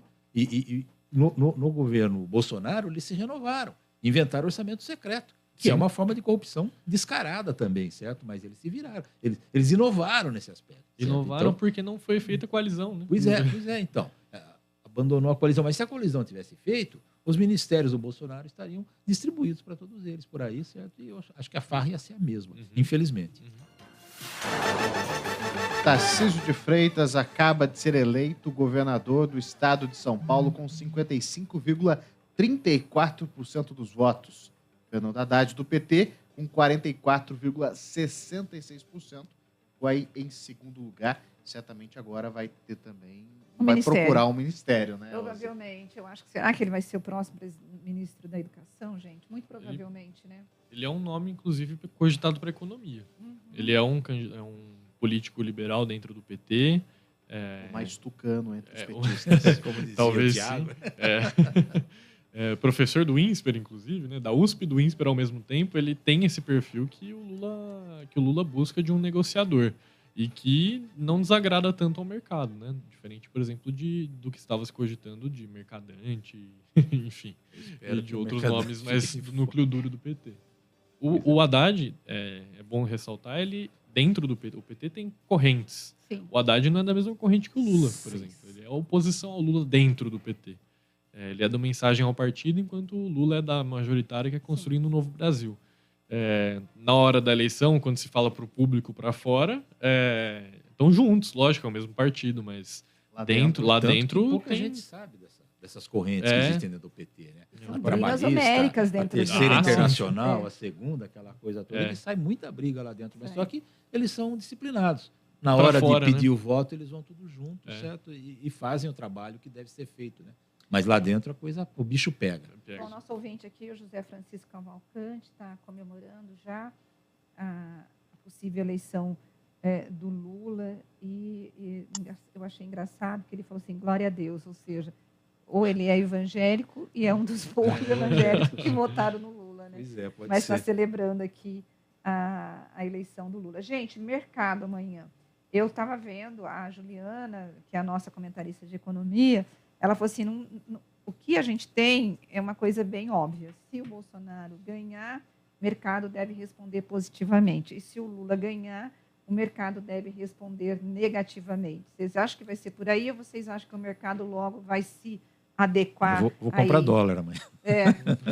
Não, estou brincando. Eu acho que o Lula tem que nomear rapidamente um ministro da Economia, ou pelo menos um grupo que vai fazer parte do Ministério da Economia, para que o mercado saiba qual é o pensamento desse grupo, para poder se colocar no mercado novamente. Senão, a coisa pode ficar ruim em termos econômicos para o Brasil, desde já, porque a situação não é boa economicamente no Brasil. Bom, Rose. É esperar. Tem alguma coisa? Rose. Ministérios, provavelmente aí o Ministério da Economia volte a ser o Ministério da Fazenda, como o Ministério do Planejamento, etc. Vai ter o Ministério que da assim Mulher, vai, né? Exatamente, funcionando como muitas pessoas digam. Diga, Thiago. É só uma apuração, o ex-presidente Lula, não sei nem como chamar agora, porque a eleição não acabou ainda, mas o candidato do PT, ele está se dirigindo agora para o hotel perto da Avenida Paulista, isso já é um sinal que o PT já considera aí a eleição pelo menos ganha. Fernando Haddad está indo agora para o local da coletiva de imprensa, ele que deve reconhecer então a vitória de Tarcísio de Freitas para o governo de São Paulo, a sua derrota. Então a gente tem esses dois movimentos agora. O presidente Jair Bolsonaro, falei com uma outra fonte, está em Brasília, não sabe ainda o que vai acontecer agora, está esperando a totalização dos votos. Então, a gente tem esse cenário ainda de indefinição, mas há uma programação com a totalização dos votos, tanto que Lula primeiro fale com a imprensa, depois vá, claro, confirmando a vitória do ex-presidente Lula, para Paulista, onde apoiadores já ocupam e já interditam a Avenida Paulista. Bolsonaro tinha programação de uma comemoração lá em Brasília, na Esplanada dos Ministérios, só que com a possível derrota, não se sabe o que ele vai fazer. Havia programação primeiro de um atendimento à imprensa, vamos ver se aí o presidente vai se posicionar depois que as urnas estiveram totalizadas. Eu estava apurando, então, essa questão e também estou apurando aqui do Centrão como é que estão os movimentos aqui, porque eles não esperam nem o dia seguinte, já estão correndo atrás hoje mesmo. Mas com essa diferença aí de 2, não sei o que por cento, eu acho que o Bolsonaro não vai se acomodar na derrota, não. Você acha que ele vai Muito questionar? pequena a diferença. Eu acho que ele vai questionar. Eu acho que questionar ele vai. Agora, qual vai ser o tom desse questionamento é que fica a dúvida. Acho que ele questionaria mesmo se fosse uma diferença enorme, né? Eu só estou dando uma olhada aqui em Minas, antes de vocês continuarem esse tema, mesmo porque eu quero saber se vai ser desde Getúlio Vargas ou se, né? Eu estou curioso com isso. Temos 50,04 para Bolsonaro, a diferença tem diminuído bastante, e Lula com 49,96%. 91% das sessões totalizadas. E aí eu devolvo para vocês para essa discussão aí. Vai, Edmilson, você estava falando? Minas Gerais? Você falou? Isso, eu falei de Minas. Não, na verdade, vocês estavam falando sobre uma outra questão relativa a acho que formação de ministério, não era? Sim. Eu estava falando de ministério e de quanto que o Lula teria. Eu estou achando que o Haddad vai ficar com o Ministério da Educação. E por que eu acho que o Lula deveria, confirmando aí a eleição dele, de fato, colocar uma pessoa, ou uma outra pessoa, mas valorizar esse ministério que no governo do Bolsonaro foi extremamente esquecido. Foi colocado um pastor, depois foi colocado uma pessoa que não sabia. Nenhum dos ministros que esteve ali, tinha alguma ligação com a pasta, ou nós não tivemos uma política de educação para o Brasil. Né? Otávio, o que você diz sobre isso? Bom, o Fernando Haddad é reconhecido pelos especialistas da área, né, como um dos grandes ministros da educação e pode mostrar que o governo Lula tem um plano ali para a educação na medida em que ele for nomeado o ministro da Educação novamente.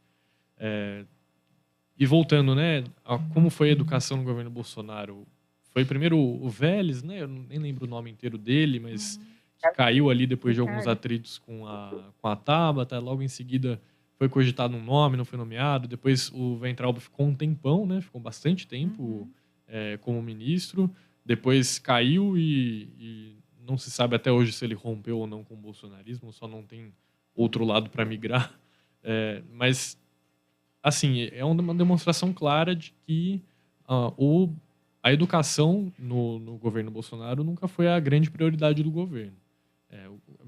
As prioridades foram outras, foram obras, foi economia, enfim, mas a educação, assim como a saúde, foi um pouco deixada de lado, e isso não seria tão grave se a gente não tivesse passado por uma pandemia.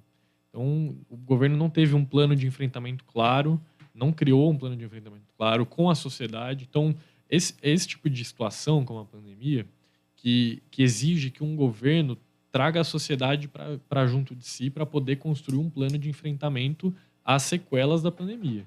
Então, não é fazer sozinho, como ele estava em algum debate falando sobre um aplicativo, mas era preciso fazer audiência pública, grandes debates nacionais, chamar especialistas, empresários e pessoas do setor público, especialistas, para poder debater o que aconteceu com a educação na pandemia. Os estragos que a gente teve na educação foram enormes.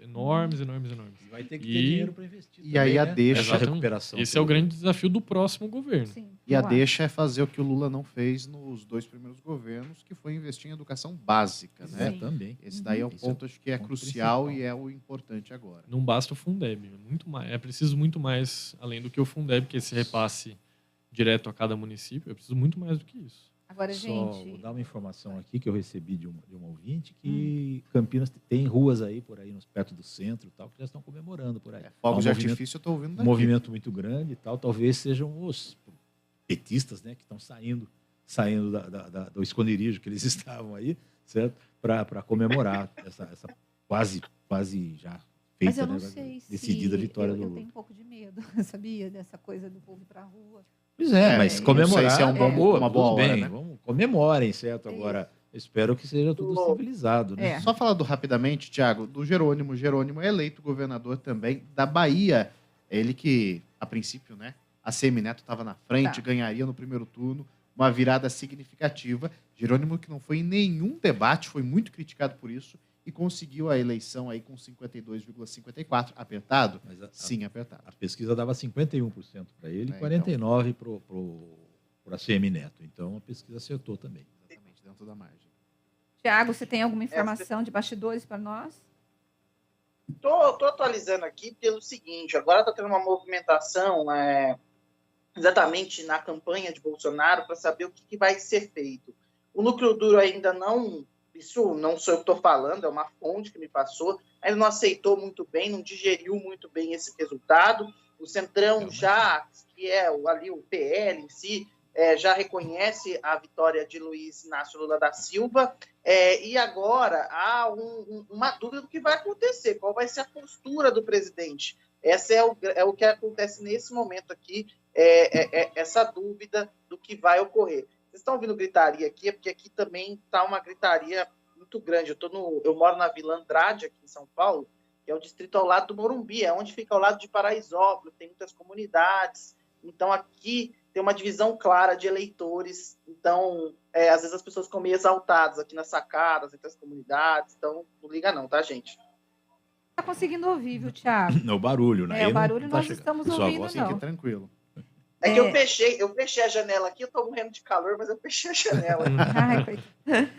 Agora, em relação à economia, né, do Lula, né? Lula que todo mundo pressionando ele para ele poder definir para onde que ele iria, ele não definiu, só fez meio que falou um pouco do imposto de renda, mas nós não temos uma política definida do Lula. Para onde vocês acham que ele vai caminhar, Edmilson? Ele sempre falou, eu já fiz de um jeito e vou fazer do mesmo jeito, talvez. Ele só citava exemplos do passado. E o passado eu não diria que foi bom não, na economia. Teve aí 2 anos de grandes, muito dinheiro vindo para o Brasil por causa das commodities, aquela coisa toda, mas a economia ficou ali titubeando em 2%, 3%, até menos que isso de PIB, de aumento de PIB, certo? E, no fim, os últimos governos do PT foram um desastre. Os governos da Dilma foram totalmente desastrosos em relação à economia. Exatamente por um modelo de você colocar financiamentos, muitos financiamentos na mão do povo, sem saber se ele vai poder pagar isso ou não, e também a política dos campeões nacionais. Escolher alguns empresários que concordavam com o jogo por baixo do pano do PT, né, a corrupção, para dizer claro,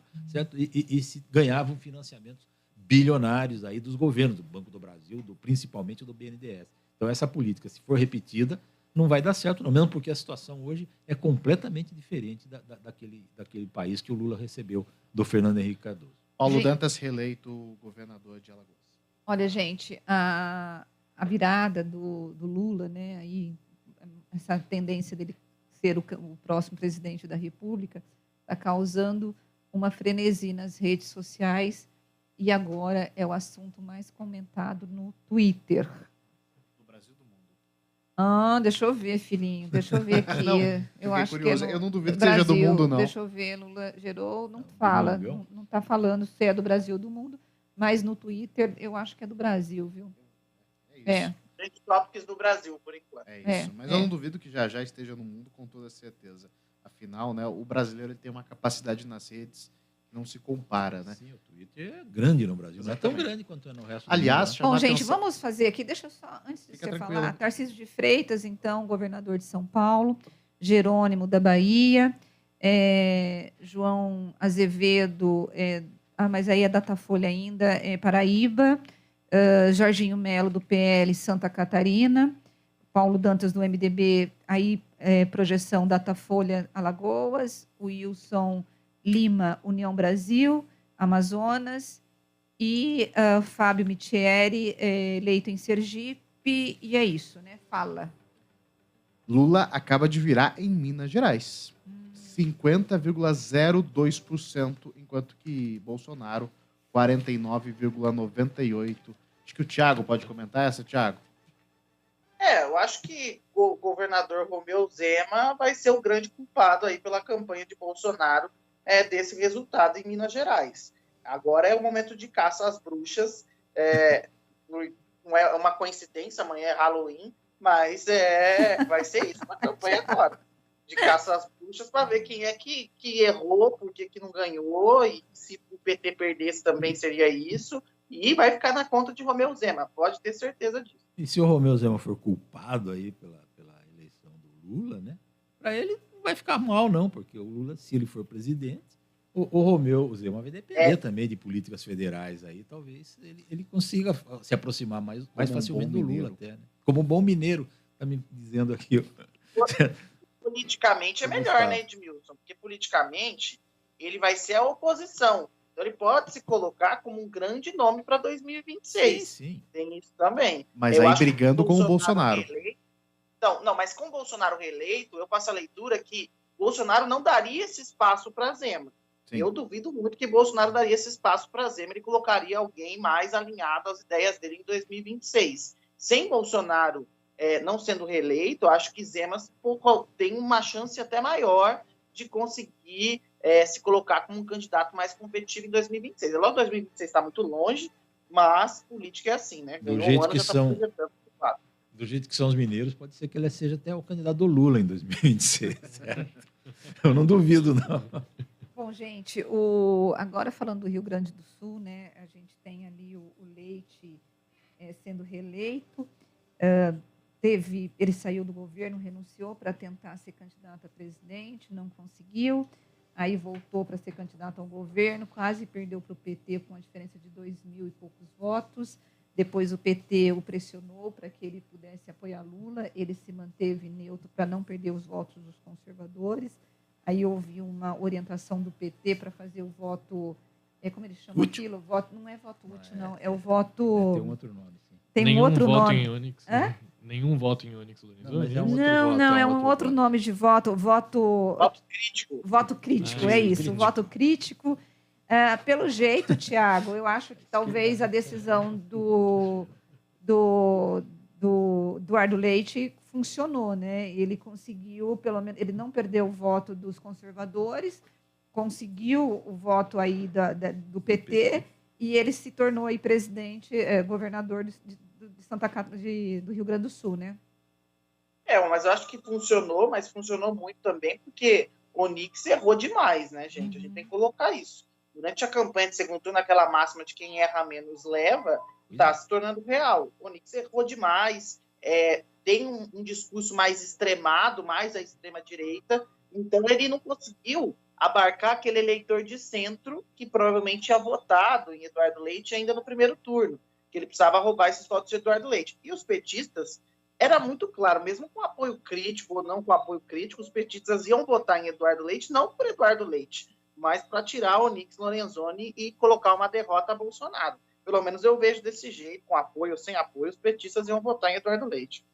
Bom, gente, uma informação aqui, o ministro Gilmar Mendes, do Supremo Tribunal Federal, ele determinou neste domingo o envio de notícia-crime contra a deputada Carla Zambelli para a Procuradoria-Geral da República, que deverá apresentar manifestação em 3 dias. A PGR ela é comandada por Augusto Aras. O pedido de instauração do inquérito contra a parlamentar bolsonarista foi apresentado à corte pelo PT e por deputados federais do partido. Lembrando que a Carla Zambelli se envolveu naquela confusão com um petista, quando ela saiu correndo atrás do petista, segurando uma arma, e o segurança dela chegou a ficar detido, preso, e ele foi liberado hoje após pagar fiança no valor de um salário mínimo. E o Augusto Aras, gente, que é o chamado, o cara muito próximo aí do Bolsonaro, será que ele vai tomar alguma mudança, Edmilson, no comportamento dele enquanto procurador-geral da República? Eu acho difícil, é aquela história que a gente estava falando aqui, né, de que há um ativismo político. O Aras nunca foi contra o Bolsonaro em nada, né, praticamente. Então, você vai lá para a mão dele, eu acho que vai acabar em pizza. Deixa eu só trazer rapidamente uma informação que o Otávio, a gente estava cochichando aqui sobre uma questão do Rio Grande do Sul, né? O Rio Grande do Sul nunca tinha reeleito um governador. Sim, foi a primeira vez, Foi a né? primeira vez que um governador foi reeleito e tem muito essa diferença, né? Enquanto Minas é conhecido como estado pêndulo do Brasil, quem ganha em Minas ganha no Brasil, a não ser Getúlio Vargas, né? Como o Thiago bem trouxe. Quem ganha em Minas ganha no Brasil. No Rio Grande do Sul a gente tem uma tendência contrária, que é o voto de oposição. Então o Rio Grande do Sul teve um comportamento bem diferente do que normalmente tem. Teve um comportamento de situação no governo federal e de situação no governo estadual.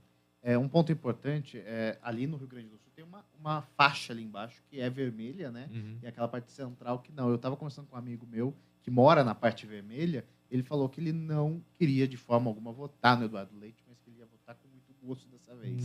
Então, é muito essa disputa que foi o que elegeu de fato o Eduardo Leite. Porque diferentemente de São Paulo, que tem algumas regiões vermelhas, né?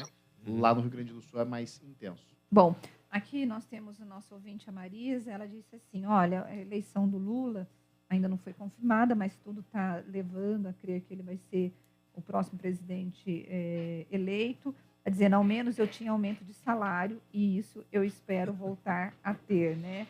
O nosso ouvinte, o Luizão, está dizendo, viu, gente, Lula lá e Lula aqui, como eu cantei para vocês, né? Ele está falando.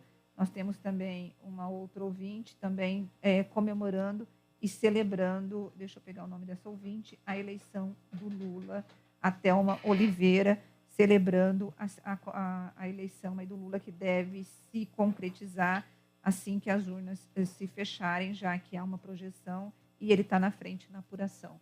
Tem alguma atualização? Eu estou dando uma olhada aqui na questão da diferença mesmo. O Lula está com 1,5 milhão. Não, mais dá de 1 mais, milhão. dá mais. 1 milhão e... Quase 3. Exatamente. Não, dá mais. Para Aqui, de querer fazer matemática que você não sabe fazer. Cada ponto percentual verdade, equivale a 1,5 milhão de votos no então Brasil. ele está com uma diferença bem maior. Ele ganhou no primeiro turno com 1,5 milhão. Não. Com 6 milhões. 6 milhões. De 6 milhões de diferença. Então. No segundo turno, ele vai ganhar, deve Agora ficar nos 3 milhões e meio, 4 milhões, se continuar desse 3 jeito. milhões no máximo. Eu tinha pensado em 1,5 milhão. Você Então, tinha pensado em quanto? 1,9 agora eu achei que seria um pouco mais. Né? De acordo com algumas pesquisas, mas tudo dentro da margem de erro, né? A gente não pode... Eu achei que foi surpreendente essa votação do Bolsonaro. Voltou a ser surpreendente, como foi no primeiro turno também. A força dele é fato, não só muito. o bolsonarismo como o antipetismo também são dois pontos aí. Duas coisas ficaram se uniram novamente. Mas as pesquisas todas quase cravando, né? Tá quase 51 a quase 49. As pesquisas todas estavam colocando eu acho que mais ou menos isso. Os institutos aprenderam mesmo, eles fizeram algumas outras ponderações. Né, tem a ponderação, a grande vantagem do segundo turno é que você pode ponderar pelo voto no primeiro turno. Então, isso facilita muito a vida dos institutos de pesquisa em relação ao primeiro. Nos governadores, eles não erraram em nada. Nos 12 governadores, acertaram tudo, né? Acertou todas. A Marisa está perguntando, e os votos do exterior? Gustavo tem a resposta. Exatamente, Marisa. Olha só, inclusive, é o que está mais demorado.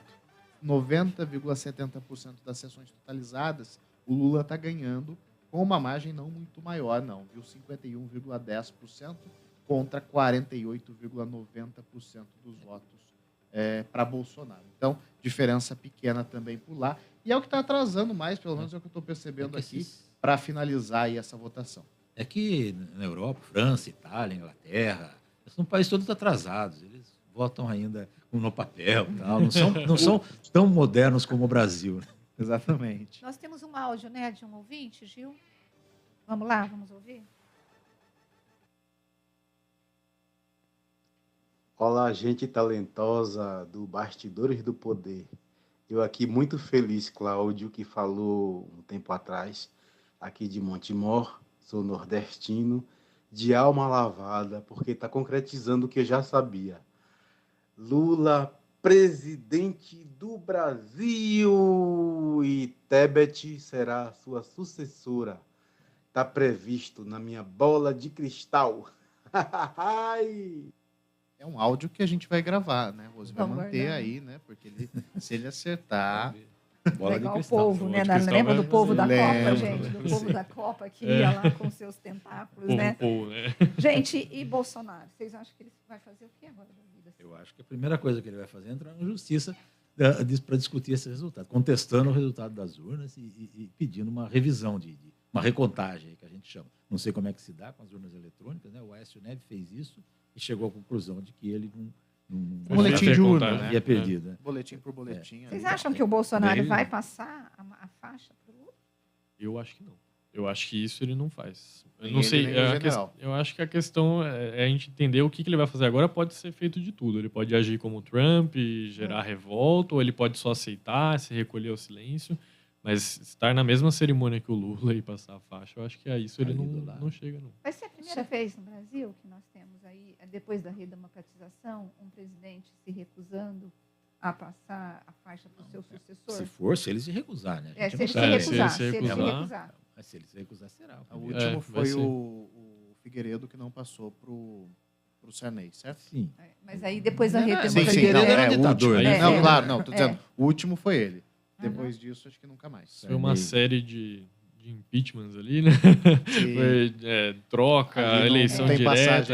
A gente foi ter mesmo o primeiro presidente democraticamente eleito, passando para outro presidente democraticamente eleito no FHC para o Lula. Aliás, é uma tradição muito recente. O Jânio Quadros também não passou. O Itamar passou Erundina. O Itamar, que foi presidente, ele passou para o Fernando Henrique. Sim. Mas pensando no que significa, né? Um presidente eleito passando por presidente eleito, a gente tem uma tradição muito curta, né? Olha, gente, o nosso ouvinte aqui, deixa eu ver, o Macedo, ele está dizendo assim, se o Bolsonaro cumprisse o que prometeu, não teria se candidatado à reeleição. E o Lula ladrão não sairia da prisão. E o Brasil seria muito melhor. Parabéns aos envolvidos. Porque o Bolsonaro tinha dito que não seria candidato à reeleição. Né? O Lula também disse. Também, mas todo mundo volta atrás, né? Depois que chega no poder, meu amigo. O Leite também disse. Eu ia falar isso, o Eduardo Leite também disse. Pois é. Tem alguma atualização? Está demorando agora. Agora começou a demorar, começa, né? mas em compensação, o TSE não está dando vitória para ninguém, está tudo parado aqui. Temos 98,38% das sessões totalizadas, Lula com 50,80% e Bolsonaro com 49,20%. Falta pouco. 1,7 das urnas, ele está com 2,60 Fala, Thiago. na frente. Só a gente estava dando uma olhada aqui, estou pegando, não fui eu que fiz esse levantamento, mas o pessoal da Band, olhando a abstenção nos estados do Nordeste. E o que chama a atenção é que a abstenção no Nordeste foi menor do que nos outros estados do Brasil.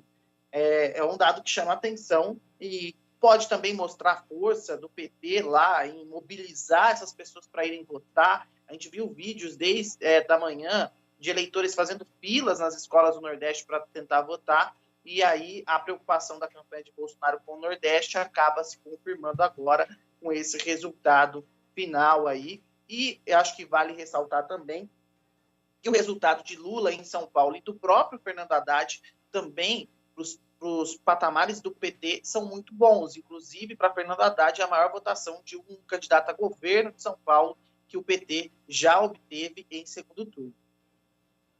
A TV está dando que o Lula é o novo presidente da República, o Gustavo. cálculo que a gente está fazendo aqui, o TSE ainda não está dando, mas assim, é um cálculo básico que ele estava fazendo com a gente aqui, com o que o Otávio está fazendo, que não basta ser cientista político, ele também age muito bem na matemática. Pesquisa é matéria. É impossível o Bolsonaro virar dessa porcentagem. Então, Lula acaba de ser eleito presidente do Brasil, Band já dando devidamente, Band News também. Ele é o 39º presidente da República do Brasil. Bolsonaro permaneceria como 38º se fosse reeleito. Agora Lula é o 39º presidente da República com mais de 50,80% dos votos. Bom, aqui eu estou em grupos bolsonaristas, né? Eles estão inconformados, os bolsonaristas, por perder, né? Mas estão comemorando a eleição do Tarcísio de Freitas como governador de São Paulo. Bom, Lula, quem foi Lula? Lula, sindicalista, foi deputado federal, foi presidente 2 vezes, reelegeu a Dilma, foi envolvido, foi preso, né, por envolvimento de denúncias de corrupção, saiu da cadeia, os processos foram extintos por por questões técnicas. Eu ia falar tecnicidade. por questões técnicas. Agora vai assumir. O Bolsonaro, provavelmente, a gente acha, né, que ele pode contestar esse resultado das eleições. E nós estamos falando isso por conta de todo o histórico do que o Bolsonaro fala. Mas o Lula deve assumir um país extremamente dividido. As próprias urnas estão dando isso, com uma diferença pouca de eleições. E, nesse momento, o Lula ele está no meio, ele está já na Paulista ou não? As imagens aqui estão mostrando, os petistas começam a chegar na Avenida Paulista para poder celebrar a eleição do Lula, né? Voltando para comandar o Brasil a partir de janeiro de 2023, uma eleição muito disputada, uma eleição em que pessoas perderam a vida por conta das brigas políticas. E estamos aí, vamos ver agora o que o Lula vai anunciar, principalmente na área econômica, porque achamos que não será um ano fácil para o ano que vem, não, né? Pela primeira vez na história do Brasil, um presidente é eleito pela terceira vez para ocupar o cargo de chefe do executivo. Vale lembrar aí de Getúlio Vargas, que veio na nossa conversa outras vezes, né? Ele tomou posse graças a um golpe na primeira vez e só então ele é eleito ali naquela em 50. Então temos aí já toda a movimentação, inclusive da imprensa, em torno do ex-presidente Lula. Não só a imprensa, dá para perceber que tem gente ali, é uma mistura muito grande de também apoiadores, propriamente aliados, todos em torno do Lula, numa tentativa de tirar uma foto, de ter uma palavra dele. Não sei se a gente tem, não tem, né? Não tem o áudio de lá, evidentemente, para a gente ter esse retorno do Lula. Mas o importante, e a dúvida que fica, é com relação a Bolsonaro, se ele vai aí nas próximas horas reconhecer ou não a derrota, ou se já vai pedir aí uma contagem, enfim, e tudo isso diz respeito à própria imagem que ele vai manter, pensando em 2024, 2026. Bom, gente, fim do segundo turno, o PT e União Brasil são os partidos com mais governadores eleitos. Cada um deles conquistou o comando de 4 estados nas eleições de 2022. O PT havia eleito 3 governadores no primeiro turno, o Eumano Ferrer, no Ceará, o Rafael Fonteles, no Piauí, e a Fátima Bezerra, no Rio Grande do Sul. Neste segundo turno, no Norte, desculpe. Nesse segundo turno, conquistou a Bahia, com a eleição de Jerônimo Rodrigues. Ele deixou atrás o candidato do União Brasil, ACM Neto. E, no caso do União Brasil, ele conseguiu eleger 2 candidatos nesse segundo turno, ambos em estados da região norte. Amazonas, onde elegeu o Wilson Lima, e Rondônia, que também teve a reeleição com o coronel Marcos Rocha. Enquanto isso, 3 partidos aparecem empatados em segundo lugar: PSDB, PSB e MDB, que elegeram 3 governadores cada um. O PSDB, que apesar de ter perdido São Paulo, que é o maior colégio eleitoral brasileiro, e o estado que ele governou por 14 anos seguidos, elegeu Raquel Lira, em Pernambuco, Eduardo Leite, no Rio Grande do Sul, e Eduardo Ridel, no Mato Grosso do Sul. O PL, Republicanos, PP e PSB fizeram 2 governadores cada um.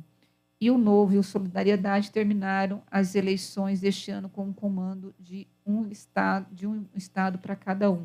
Ou seja, o PSB deu uma encolhidinha aí, né, gente? Bom, é isso. Meninos, eu acho que com Lula eleito, eu acho que nós podemos finalizar o nosso programa, e com o Tarcísio eleito também.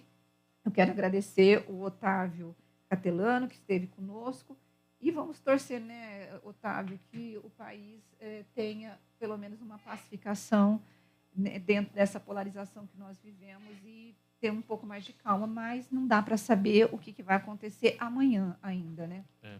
Daqui 5 minutos a gente já não, já não consegue prever, muito menos para amanhã. Então, queria encerrar minha participação aqui agradecendo mais uma vez pelo convite. Podem contar comigo nas próximas eleições, que elas aconteçam, que elas sejam regulares e imprevisíveis, como a teoria manda que sejam. TSE acaba de dar Lula matematicamente eleito. Deu? Então, oficializado agora. Queria agradecer pelo convite e me colocar à disposição para os próximos debates, que a gente possa debater muito sobre democracia aqui. Eu quero dizer ao pessoal que amanhã às 8 horas da manhã estarei firme e forte no Bora São Paulo. Conto com a presença de todos vocês, trazendo a repercussão das eleições aqui na região de Campinas e também em todo o estado de São Paulo. Bora São Paulo em rede com a Band Mais, Band Vale e também Band Paulista.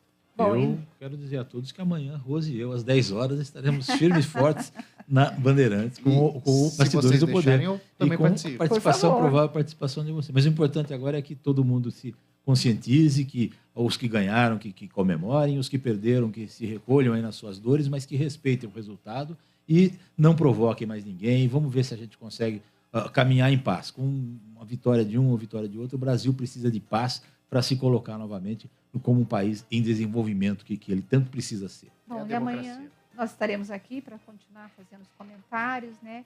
E esperamos que esse país seja pacificado e que haja respeito, principalmente ao resultado das eleições, que é o que nós pedimos. E esperamos aí para quem, como eu gostei da frase do Edmilson, se recolha a sua própria dor, quem perdeu, e quem puder celebrar, que não vá para cima do perdedor querendo briga ou tentando arrumar briga, que respeite também. Democracia, civilização. Exatamente. Nós voltamos, Gil, Kleber e Lucas. Muito obrigada por vocês estarem aqui. Amanhã estaremos juntos novamente, claro, com o Lucas, porque Gil Kleber, eu não sei onde estará. Segundo consta. Agora, nós todos aqui do estúdio vamos comer uma pizza, porque nós merecemos. E depois a gente volta, então, amanhã. Gente, tchau, tchau. Boa noite. Boa noite a todos.